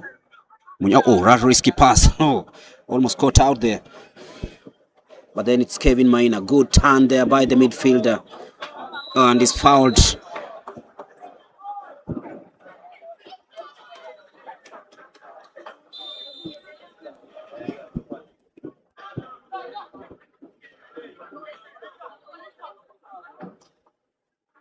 Austin sends the ball wide. Tries to locate Maina, and that is a chance by Kasim, just sails.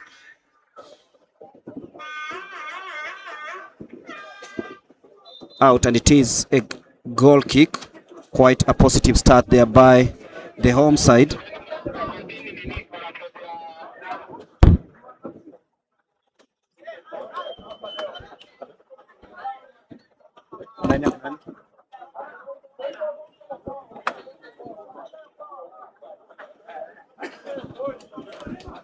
Junior Munyao, Sadiki Otieno,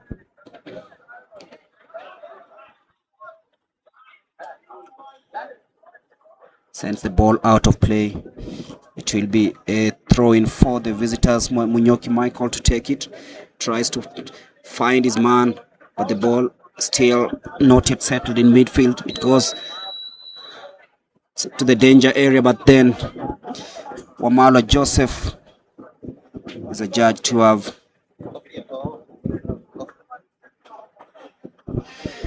fouled the opponent as the ball goes back in midfield. The referee waves play on.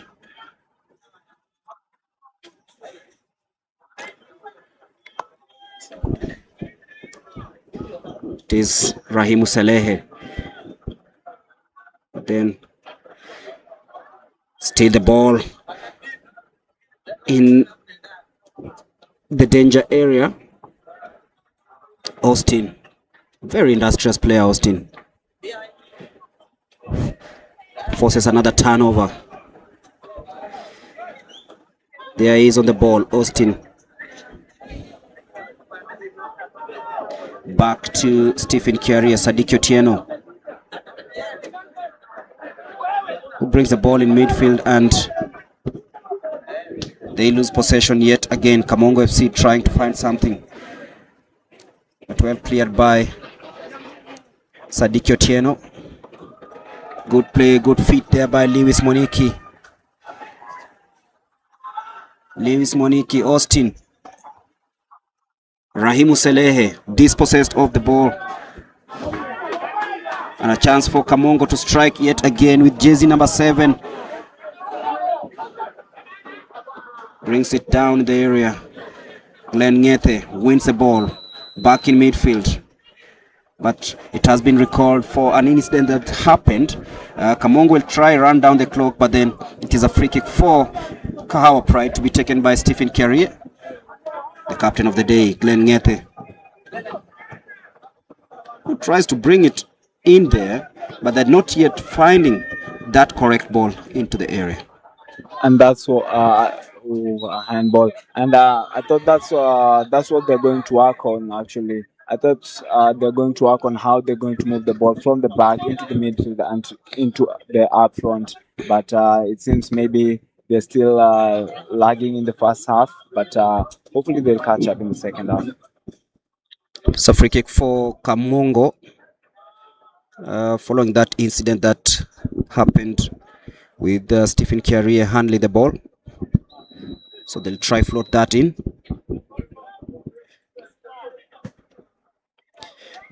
Tony Jones brings it into the area, but well claimed there. But that's a spectacular shot. Oh, that was a nice, sweet half volley by Tadayo Samuel that sails over the bar.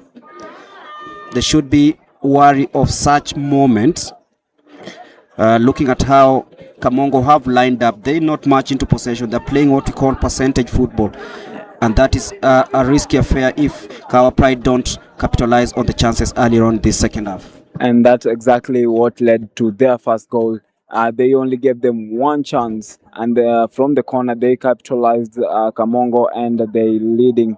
And that's exactly what they're doing in the second half. That one chance might have led into something tangible for Kamongo. It was a nice volley, but unfortunately off target. Moffat Mateka trying something from the outside, but then it is pressure after pressure as Kamongo still maintain the lead. 52 minutes gone in this second half. The match still has a lot to play for. Austin, nice turn there. And then that is Kasim into the area. Kasim beats his man, tries to bring it to the area for Glenn. The ball is cleared out of play, and it is, and the referee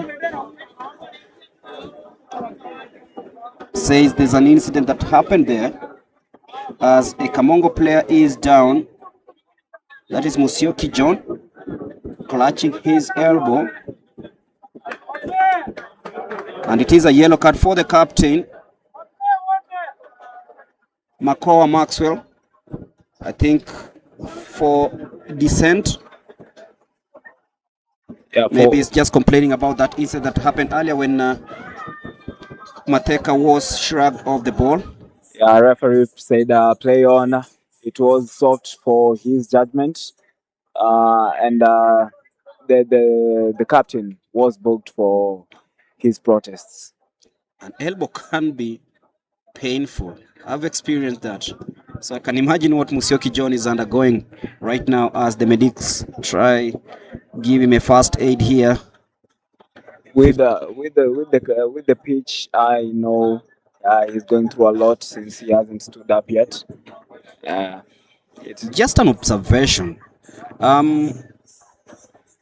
Last week, Kahawa Pride played in a magnificent stadium facility at the police circle, and then today they're here.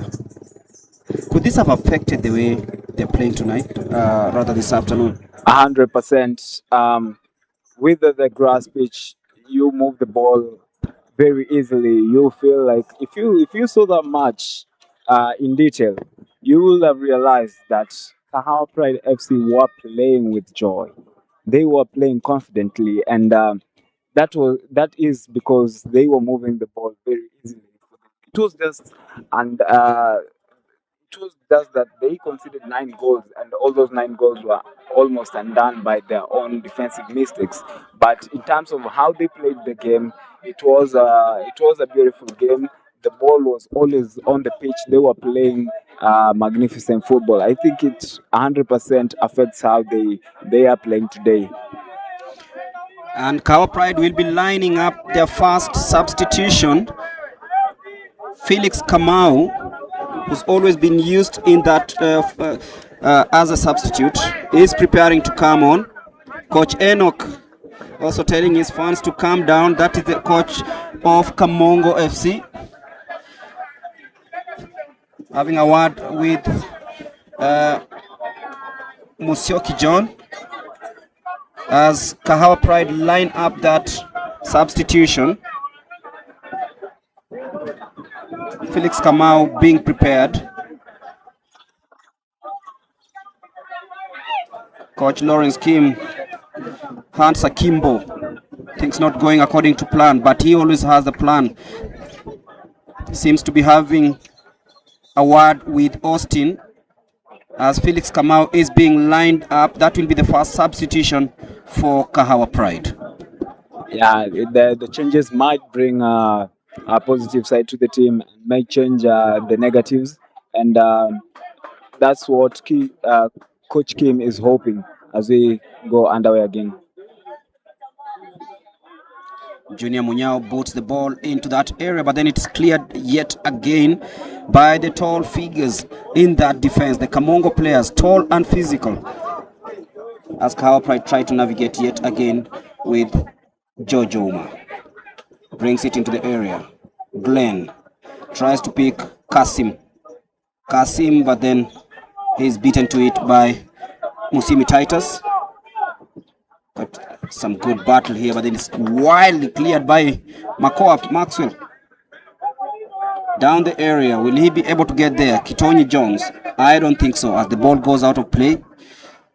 It's a goal kick to be taken quickly by Junior Munyao, who starts it on the right hand side, tries to look for Gideon Etiang.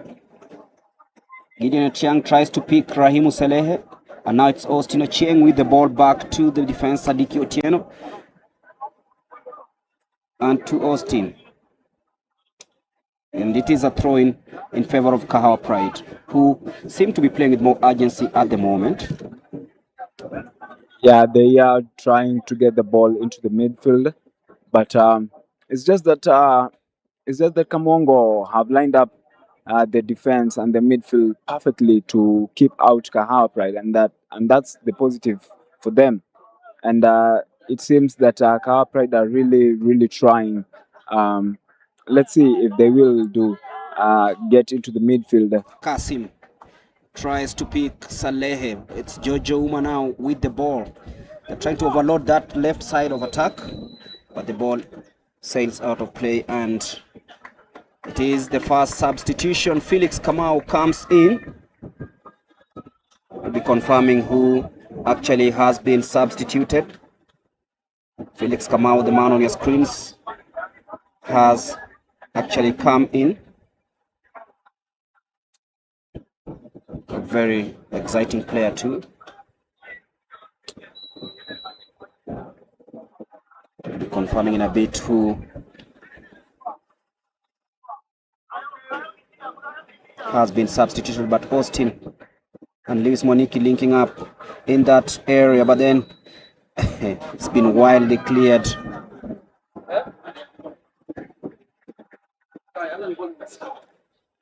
And that's what they have been trying to do every time the ball gets into the box. Just clear it. They don't waste time with the ball.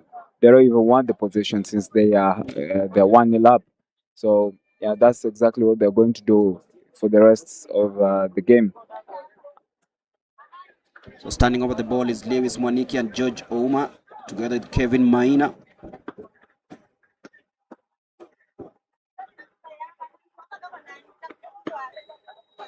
A chance for George Ouma to try swing that in. Lewis Maina also fancies his chances from here. And Austin Ochieng was substituted for that, and Lewis Maina tried to bend that in. Lewis Mwaniki, but couldn't find the target.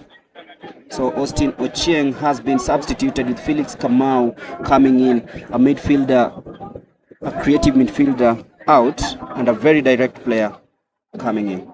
All they'll have to do now is, since they have pushed their numbers forward, they will have to try get the ball to the forwards for them to score the goals.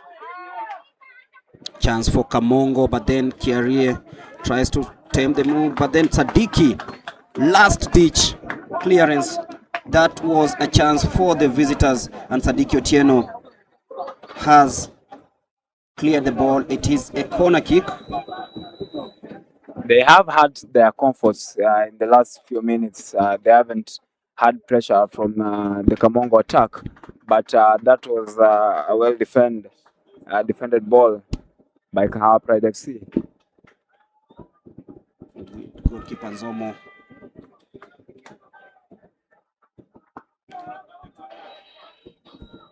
And they also have their substitution.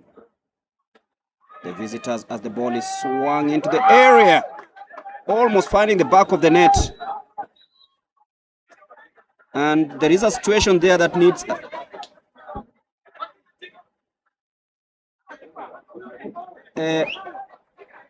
the medical team to attend to, as the ball was swung in.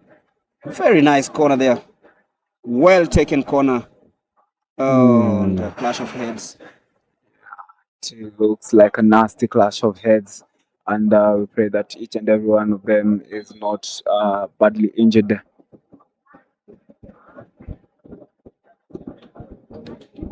See, I wait for the medical team to conduct the first aid. That ball was swung in nicely. Swung in nicely, and a clash of heads there meaning that we'll have this game stopped until the situation is arrested.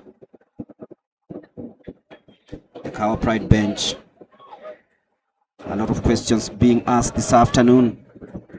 I'm sure they're like, we don't want back-to-back losses. Not today. Not today. Not today. Because this will leave them in the wrong end, on the wrong end of the table, currently 15th, and the visitors will be moving to 8th. Yeah, from 10th they'll be moving to 8th, and this will be a positive to them because Kahawa Pride FC have been incredible in their past matches, and for them to come and actually take full 3 points in Kahawa Pride's home, it will be a positive to them. It will be a booster for them, and they will be looking to materialize with that performance. That is, if they will manage to win in the 90 minutes. Getting the equalizer will be the most immediate of ambitions. Lewis Moniki, he's dropped into midfield, but then couldn't get hold of that ball. Goes out of play. Raheem Saleh quite silent this second half. There's the fast feet of Moffat Mateka, but dispossessed in midfield. They clear the ball yet again. Stephen Carrier wins that aerial battle, but it is a foul for the home side. 63 minutes on the clock, just after the hour mark. The ball is down the right hand side. It's not clear how they're not getting the ball to their wingers, to Raheem Saleh and Lewis Moniki, because in the previous matches, Raheem Saleh has been producing a lot of magical moments for Kahawa Pride FC, and it has been him trying to bring positivity into the squad, even in the first half of the match, but they can't seem to find him in the entirety of the match till the current time.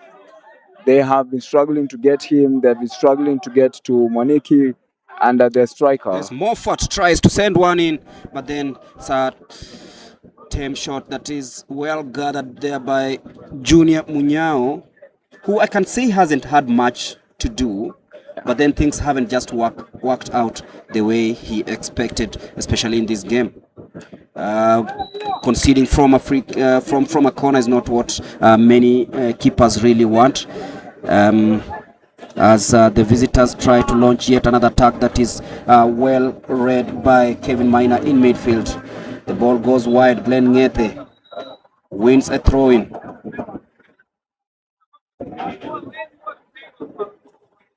"65 minutes gone in this game. It is Glenn Ngete and Etiang linking up well down the right-hand side. But then Kamongo FC will try and build something from that. Losing possession, and now Kevin Miner brings it down to George Ouma, who tries to find Lewis Moniki in that area. Felix Kamau, but then the ball was too fast for him, and goalkeeper Nzomo will take his sweet time to gather that. Remember, he's got 8 seconds on the ball. Advantages of having a lead in a game. You can do whatever you want with the time. That is what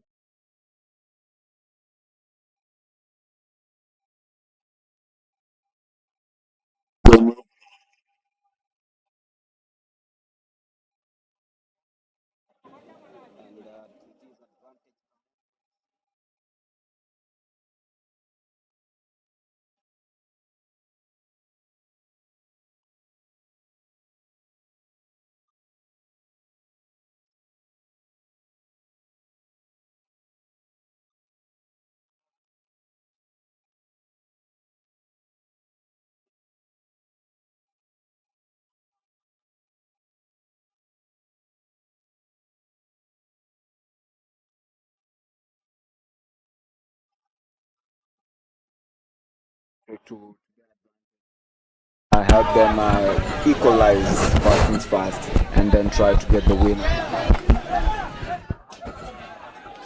As they try build something from the back. Say the difference between a rough pitch and a smooth pitch. Kahawa Pride have really tried keeping the ball down, maintaining possession and trying build a play from the back, but then it's not been working for them. Kamongo up to now have understood the assignment. They got a chance and made good use of it. Into the 60th minute.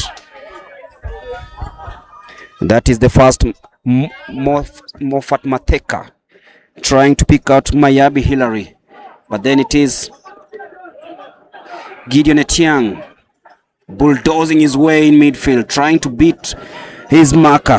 Oh, that is Musimi Titus, but the ball, he's been bundled off the ball. It is a throw-in for the visitors. The fans growing impatient, by the way. And that means that Kahawa have to calm down their nerves and get something at least for the fans to smile about. As the ball goes down the midfield. The ball is almost catching Junior Munyao. That was a speculative shot in the midfield. I think they'll be doing more of that. And if you have realized in the second half, it's actually Kamongo who have tried getting a second rather than Kahawa Pride getting the equalizer. They have really created a lot of chances, but that is understandable because Kahawa Pride FC are throwing bodies in front to get the equalizer, leaving the back vulnerable, and that's why Kamongo are getting more chances in the second half. Rather than Kahawa Pride. What's up there? A chance for Kahawa Pride. Rahimu Saleh couldn't get on the end of that. And that was one good chance they had created for themselves. It was unfortunately it was a heavy pass from the midfield, but they are trying. They're showing glimpses that they want this equalizer.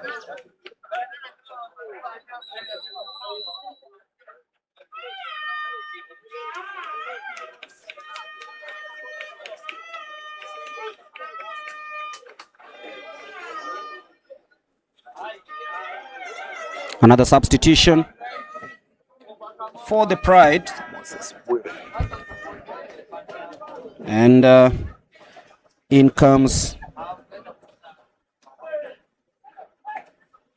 jersey number 20.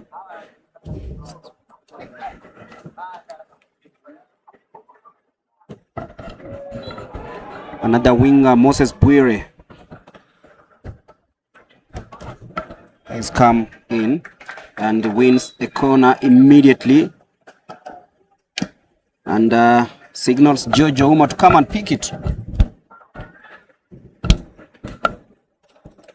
Jojo Uma looks to take this direct for him.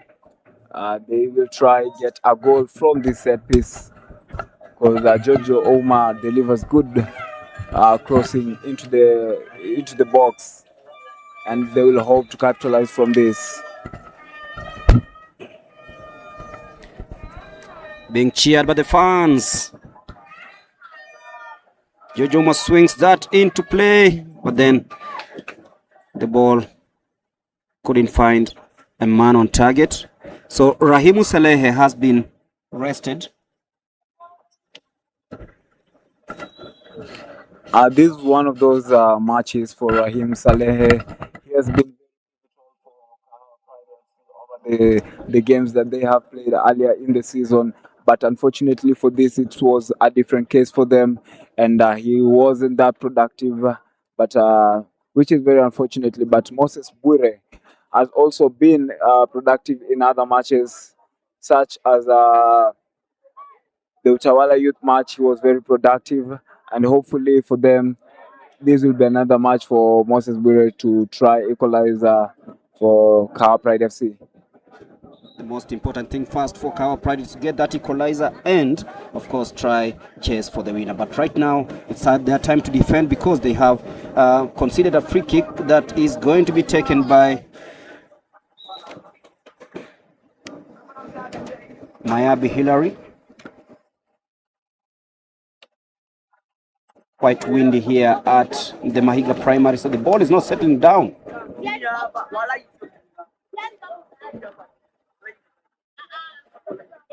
Hillary boots the ball into the area, and the referee falls down in that move.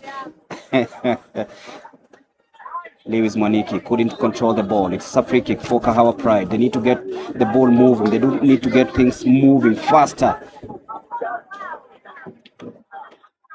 Two substitutions, direct players brought into play. Two men up front, Lewis Mwaniki and Felix Kamau. I think it's shifted to a 4-4-2 formation. As the ball sails out of play, it will be a goal kick. So that with that formation, they will be looking to having a lot of numbers in the box and try equalize in the match. But unfortunately for them, as it stands, it is Kamongo with the ball and much of the possession. Malo Joseph puts the ball high, but then it's cleared again by Kahawa Pride. And now Lewis Mwaniki does a flick nicely, beautifully done so, but then his pass doesn't find his mark, and it's a turnover yet again. Kamongo with the ball. It's power play from them. They try get into that area with those long balls. Kinoti dances his way, beats his man and wins a free kick. In dangerous places for Kahawa Pride FC. That is a good spot for Kamongo to try and nick another goal from another set piece. This is dangerous for Kahawa Pride FC. Kevin Minor told to get to his area.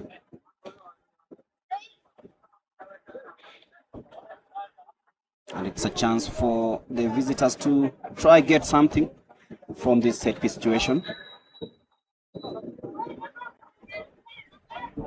Can see Wamala Joseph standing over the ball. Can see Mofat Matheka also.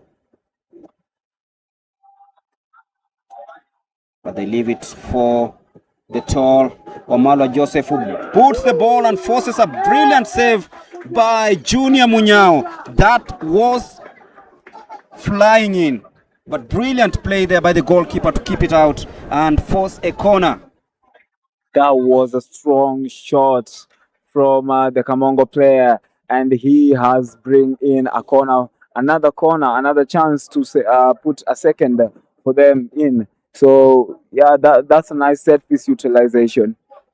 And the advantage of having a goalkeeper who's alert is that they always turn up whenever they're called. But first of all, they have to defend this corner because it is another situation for the visitors to try get something, but then it's well cleared there by the Kahawa Pride defense. It is a throw-in for, actually it didn't go out of play, and Lewis Mwaniki picking the ball right now in midfield, tries to find someone in that area, but then his shot is well cut out. A chance for Kamongo again.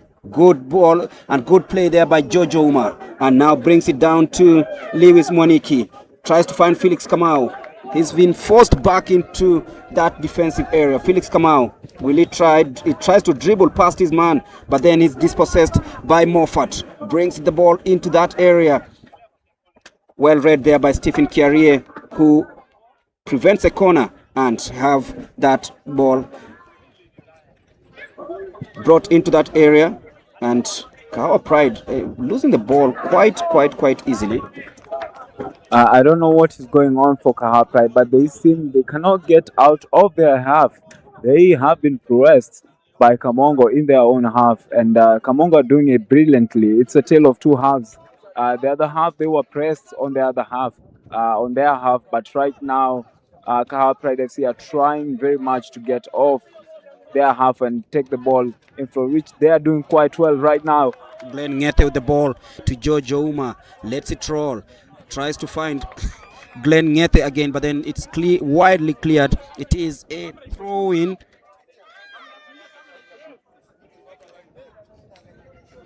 The conditions windy. Glenn Ngete tries a nutmeg. And they're just clearing the ball out, making it very uncomfortable for the home side. Yeah, they're just gone back to default setting the way they were playing in the first serve. No nonsense ball at the back, clearing everything in their sight. And Mwaniki. Kevin Maina. Down the right hand side. Bwire.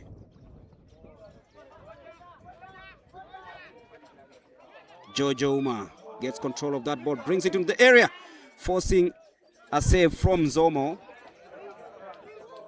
And that's why they need numbers in the mid, in the box, because those are deliveries in the box, but they don't find anyone in that box. That's why they need numbers in the box for them.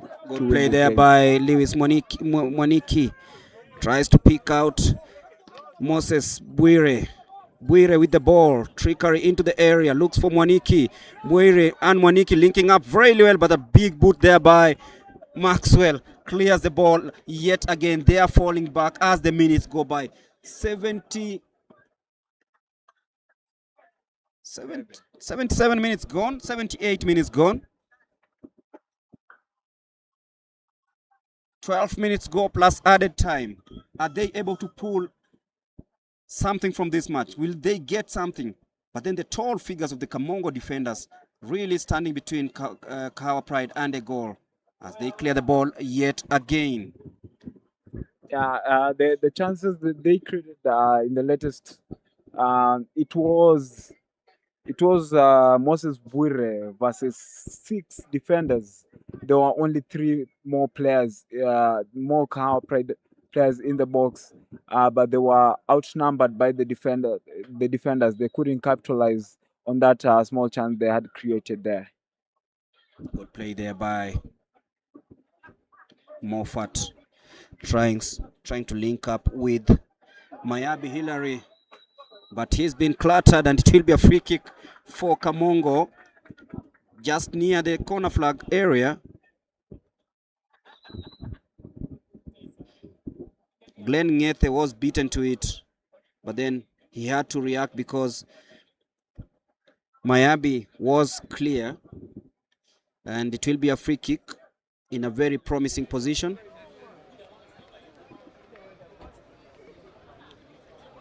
As the clock runs down, 79 minutes gone in this second half.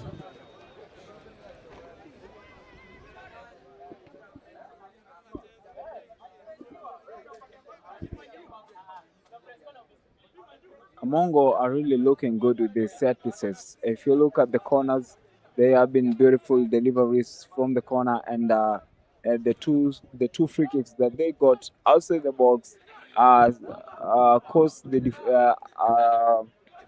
goalkeeper Junior Munyao to try as much as possible get the ball away from the goal from the set pieces in Kamongo's favor. So right now they're looking again to defend another set piece from Kamongo. Titus Mosimi to float that into the area. Does go for the near post, but then couldn't find the captain, Makoa Maxwell.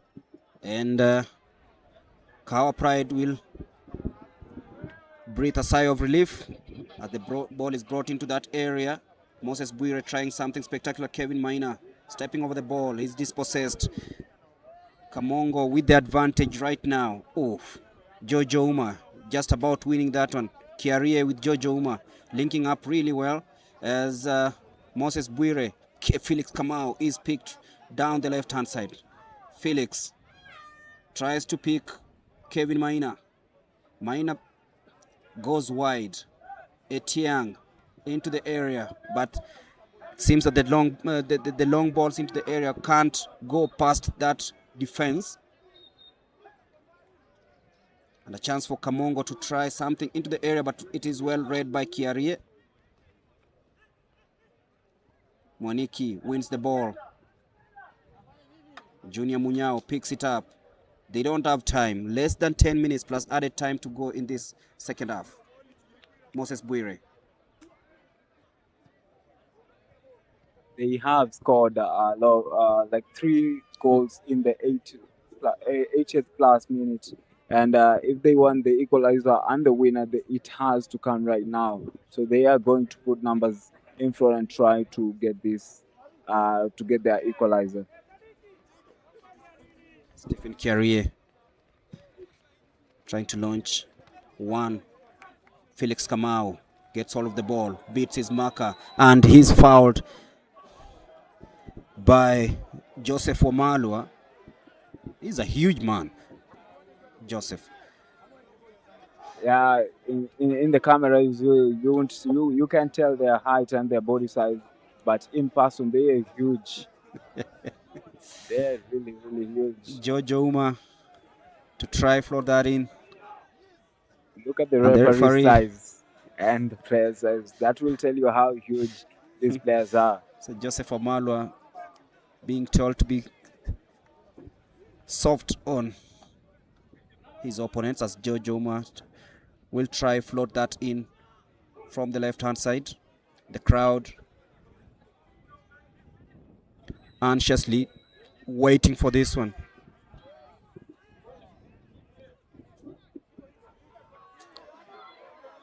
They try something into that area, but then it is again cleared by the Kamongo defenders.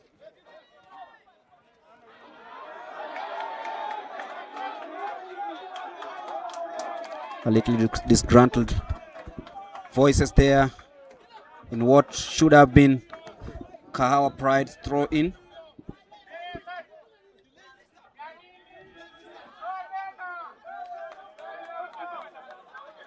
And it is a yellow card for jersey number 2.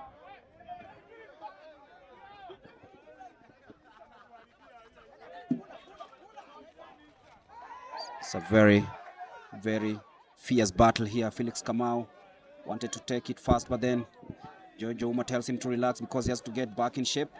Glenn Ngete and Jojo Uma linking up well. It is a throw-in for Kahawa Pride. This match is becoming physical, and it is understandable because a lot is in the line. 3 points is in the line for Kahawa Pride FC, and it seems they are losing it. So, another card has been flashed out.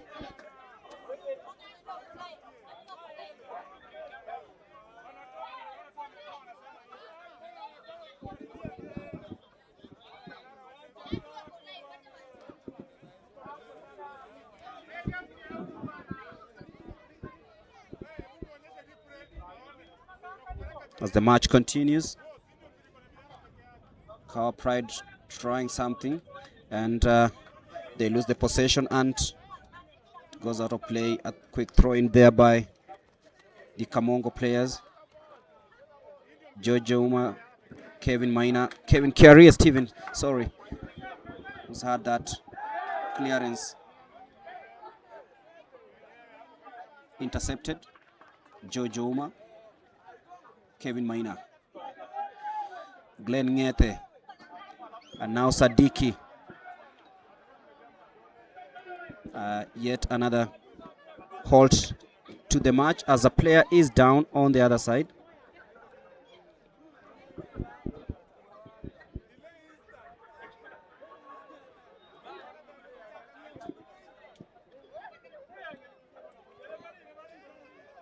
So play continues with Glenn Ngete with the ball. Exchanging it to Sadiki. Kevin Lewis Moniki. Trying something there. Moses Bwire really hasn't had an impact this second half. As Titus Musimi wins that throw-in. Takes it. Trying to locate his man into the area, but it is well read and cleared by Sadiki Otieno. Felix Kamau came in, has been, the free kick goes his way, and he's on the ball from the right hand side. Felix Kamau trying to force himself wide, tries to cut into the area, wins the ball yet again. Felix Kamau and brings it back to Kevin Maina. And the ball is wildly cleared by the Kamongo players who will do this all day as long as they have this lead.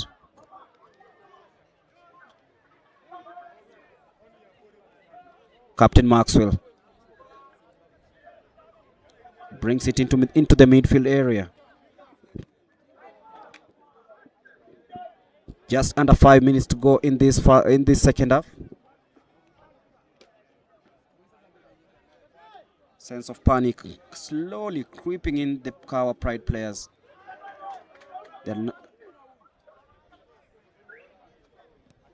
Kamongo trying everything to ensure that the ball stays in Kahawa Pride's half. Right now, Kahawa Pride are trying everything just to put the ball in the other half to try and get the equalizer.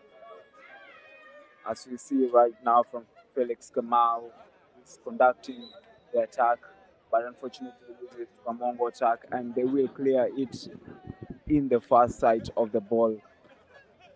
And a substitution for the visitors. Moffat steps out.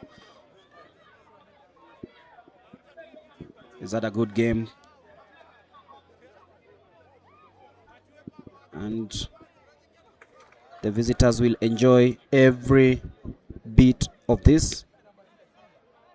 And Ezekiel Dugu has come in for Kasim Mwinyi. Substitution for Kahawa Pride. Ezekiel Dugu, another winger, also who can play as a striker, just trying to put every forward in the game so that they can make a goal, an equalizer. And right now, they couldn't get to the ball, and it is another throwing for Kamongo. And as you can tell, they are taking all their time to get their throwing, running down the clock. It is 1 minute plus at the time to go. Kamongo loses the ball in their own half dangerously, which puts Kahawa Pride in a good position to try and get the equalizer. Kevin Maina forced to go back. Kiarie as he tries to bring the ball into that area. Felix Kamau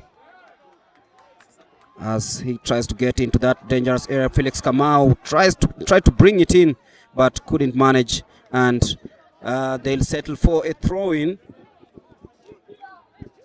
Yeah, the attacking trio is now trying to do something. Felix There Kamau, goes Dugu. Lewis Mwaniki tries something, but then it doesn't materialize. And Kamongo will clear the ball. Right now, it's just going to be a ball clearance. Every time they see the ball, Kamongo, they will try as much as possible and win this. It is on additional time.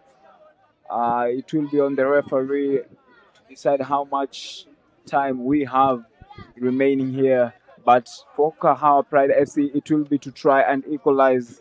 For getting the winner will seem impossible. But right now, they are trying. They have the ball, but the same case as the game, clearing the ball for Kamongo. But back to George Ouma. Kahawa Pride FC trying to look for the equalizer, but again they lose it. And It's a dangerous tackle there by Ezekiel Dugu, who's just come on.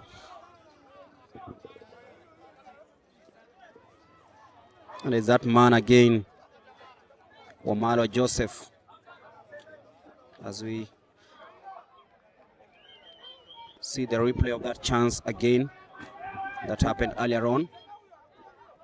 George Ouma, Felix Kamau gets off his man nicely. Felix Kamau dancing through and wins a throw-in. Yeah, brilliant from Felix Kamau, and he might bring actually something to the attack. Well, let's wait and see what the attacking trio will do. Glenn Ngete. That's a poor ball, forcing a turnover. As Sadiki Otieno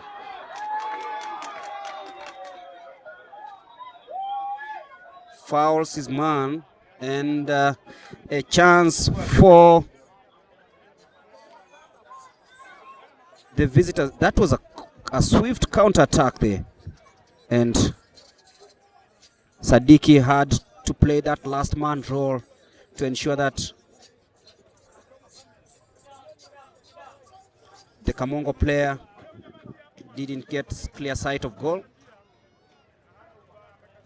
For me, that was frustration from the Kahawa Pride defender because he couldn't get to the ball, so he had to bring down his man, and it has resulted to another Kamongo free kick. This one is running away from Kahawa Pride FC, but they still have time, and let's see what will pan down. Also depends on how much time has been added on in the second half. So a chance for Kamongo just outside the area. It's windy. Junior Munyao marshalling his troops. The ball is sent into the area, but then easily gathered by Munyao.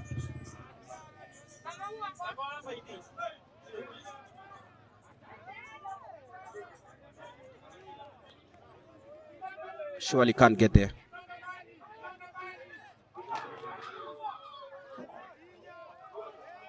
Mwaniki. Kevin Maina tries to bring it down to Gideon Etiang, who can't get control of the ball. They'll clear it. They need the points. Kahawa Pride running out of time. Just a few minutes remaining on the clock. Is it possible here?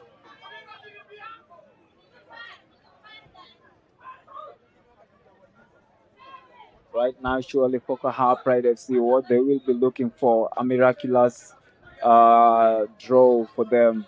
But Kamongo are looking to hold on to their 1-0 lead, which came earlier in the first half through a corner, which they have been able to defend for the majority of the second half. And right now, they are looking to seal it out. Kahawa Pride FC are also looking to get the equalizer, but it seems unlikely for them. Gideon Etiang will try to boot that into the area to try find something for the Prides as they float that ball into the area. Forces a great save from Zomo. This is the last chance for sure. Will Kahawa Pride get something here? There have been a lot of stoppages in the second half. Maybe it is a chunk of added time, maybe, we don't know. That's all down to the pitch referee. And that was a nice delivery into the box. The goalkeeper couldn't handle it, but here Kahawa Pride FC is still trying to get their equalizer. It is windy. Here Jojo Uma has the ball. Clears it for another throwing for Kahawa Pride FC. Jojo Uma has the ball in his hands. It is a free kick. Yeah, he's adjudged to have been pulled as he tries to float that into the area. Oh. For a moment, I thought that was a penalty kick. What has the referee decided here? The referee waved play on, and it is a corner kick. This is surely the last chance for Kahawa Pride FC. Surely. It's brought into the area, cleared by the Kamongo defense. Oh, poorly done. But they still Stephen Carrier floats the ball in there, tries to find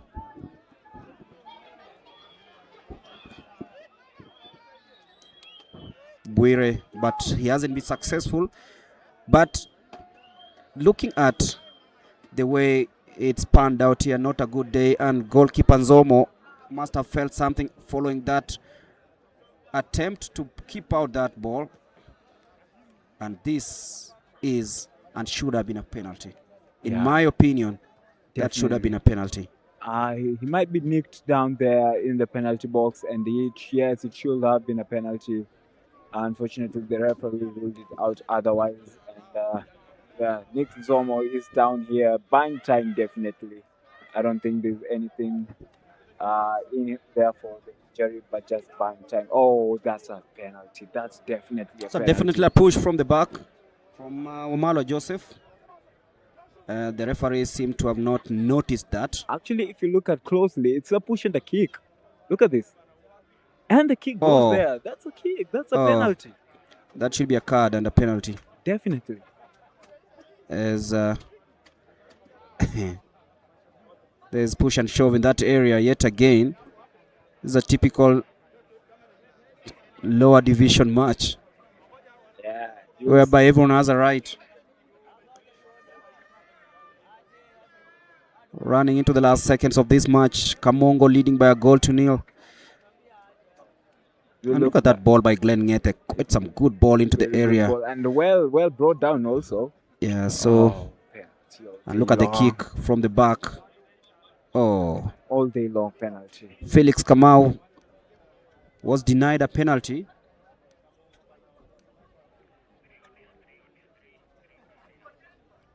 Gideon Zomo is up on his feet. I think there's not much time left here.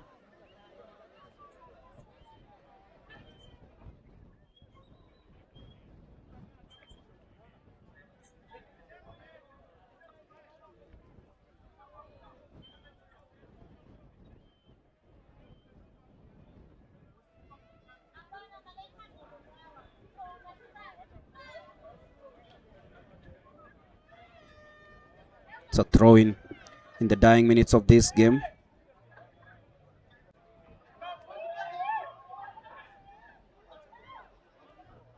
Kamongo FC trying to get a second.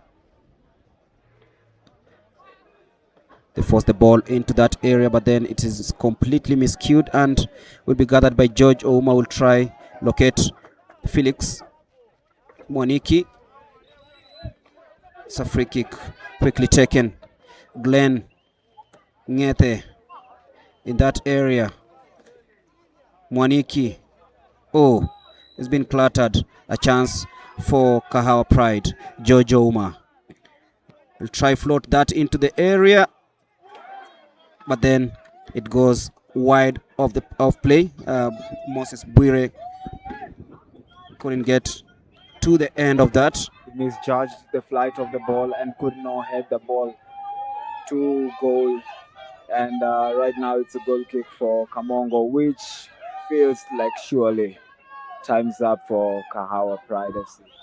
And this seems to be 3 points for Kamongo. They have won the game 1-0. So back-to-back defeats. So back-to-back defeats for Kahawa Pride, but not a bad display, but conceded an early goal. And this is what it's been. A goal coming earlier on from a free kick, direct, a stooping header that beat Junior Munyao in goal, making it Kamongo 1, Kahawa Pride 0. The first defeat at home for Kahawa Pride. They rise next time, but it's full time here at the Mahiga Primary. Kahawa Pride 0, Kamongo FC 1. I don't think yours is.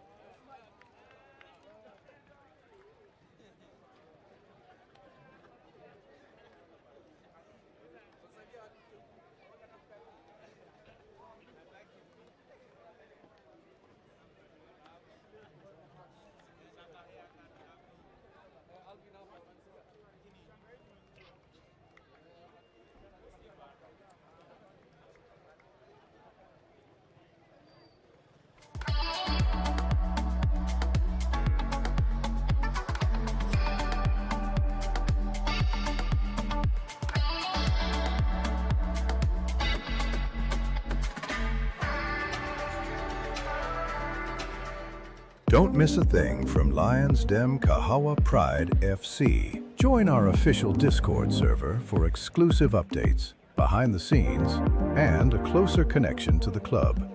Scan this QR code and get inside now.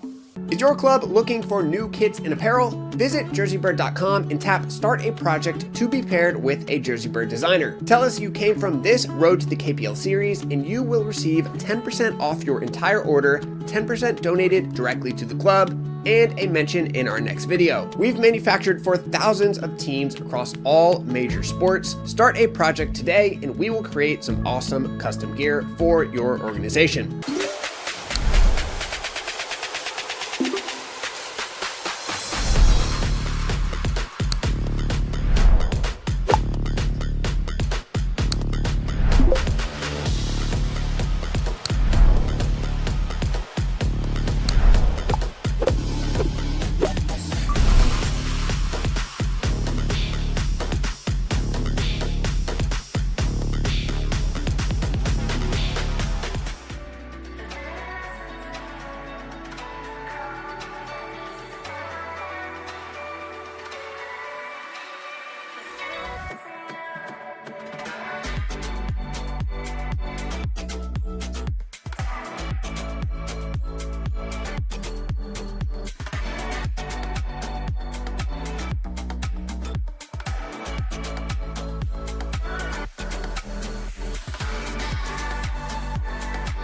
Welcome to the JerseyBird YouTube channel. This is everything about our company in less than 90 seconds. My name is Hayes Knupp, and I founded JerseyBird in 2019 while attending the University of Tennessee. We are on a mission to become the #1 sportswear brand in the world. After 3 quiet years of primarily basketball-focused work, an unexpected signing in 2023 with the Philippines national football team put us on the map and forever changed our company's trajectory. Since then, we focused on building the most streamlined way for clubs around the world to get fully custom kits, regardless of their size or skill level. Today, our team consists of 14 members across 10 different countries, including Tom McCleve, our head of short-form content. We've partnered with professional clubs around the world, from Al Qabila in Dubai to Walton and Hersham in London, but also work with dozens of youth and recreational programs like the Dutch Soccer School in Maryland, Premier Academy in Vancouver, and many, many more. And while our focus is on football, we manufacture for all major sports with many high-level projects across basketball, hockey, rugby, baseball, and others. To work with us, just tap Start a Project on our homepage, complete our 5-minute form, and you'll be paired with a JerseyBird designer. Whether you've been watching since 2019 or this is the first JerseyBird video you've seen, we appreciate all the support, and we look forward to working with your team next season.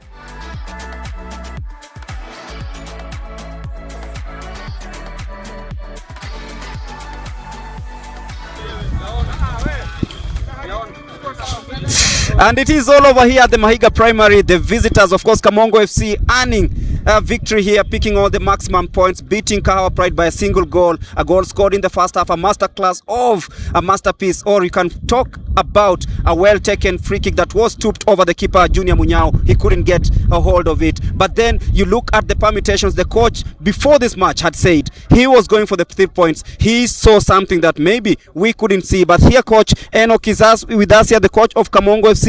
Congratulations, first of all. And what is your brief assessment about today's win? You said you're going to come and win. You did it.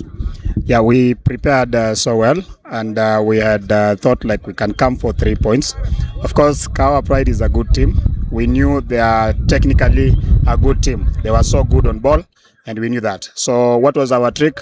Was just to stand in the right channels, let them have the ball, stand in the right channels, then hit them when that moment comes. And that is exactly what happened. We got a moment, that one moment, we finished the game.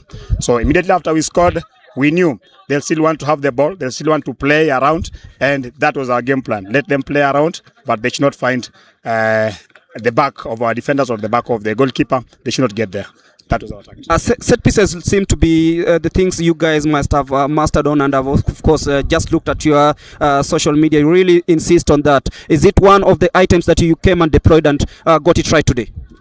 We have slightly good players who can go up on ball, who are a bit tall and physically good on the ball whenever we are having a set piece. So it's an area I've always insisted for my players.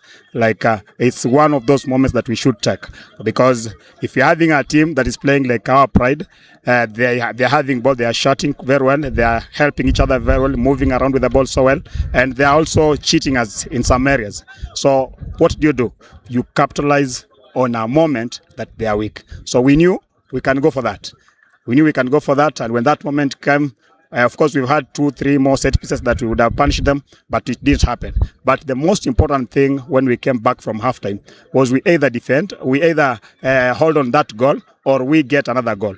So I prepared my players tactically, like they need to sit back, sit in the right channels, sit in the right spaces, and ensure even if we don't have the ball, if they are playing in their own half with that ball, there's no problem. There's no problem for us. But they should not turn and get the ball behind us.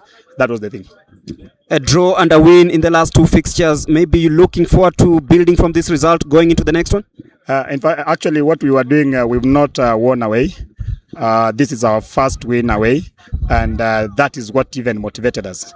We came here knowing that we need our first away win, and doing it against Kahawa Pride after they played Muranga Seal top. We knew they would be psychologically, mentally very perfect. They played Green Berets, they won. So we knew there are guys who are very well prepared psychologically. So the issue was also to just try to frustrate them and hit them again when the moment comes. Thank you very much, and all the best in your next assignment. Thank you. That is Coach Enoch from Kamongo FC, victors today, 1-0 winners. But then it's not what we expected here at Kahawa Pride, and Coach Kim is here with us. What didn't work out for Kahawa Pride today? We got chances in the first half and we didn't utilize them. And it's normal for teams that are playing away.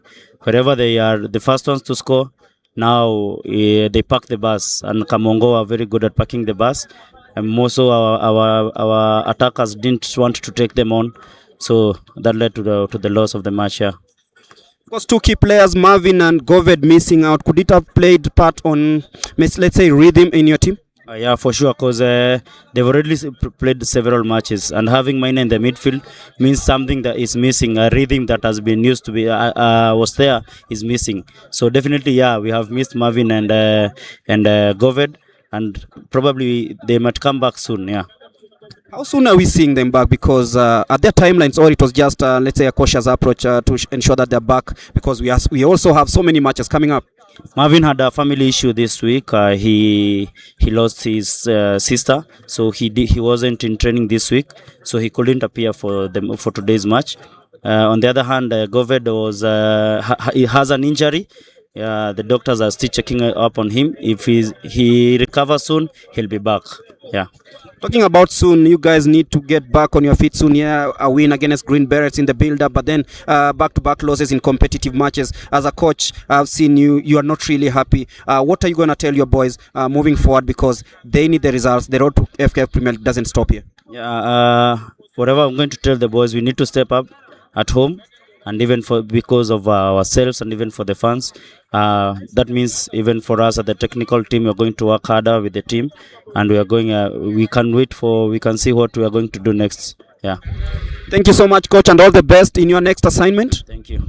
That is Coach Kim telling us about what happened here today, but it's not the best way it was. It ended because the team lost by 1-0. 3 points lost here at home for the first time this season. The fans didn't really expect that, but what we know is that better things are coming, better days ahead. Kahawa Pride will always rise, and from us, on behalf of the technical crew and everyone else who made this production successful. See you next week, same place, same time. Goodbye and good night to everyone.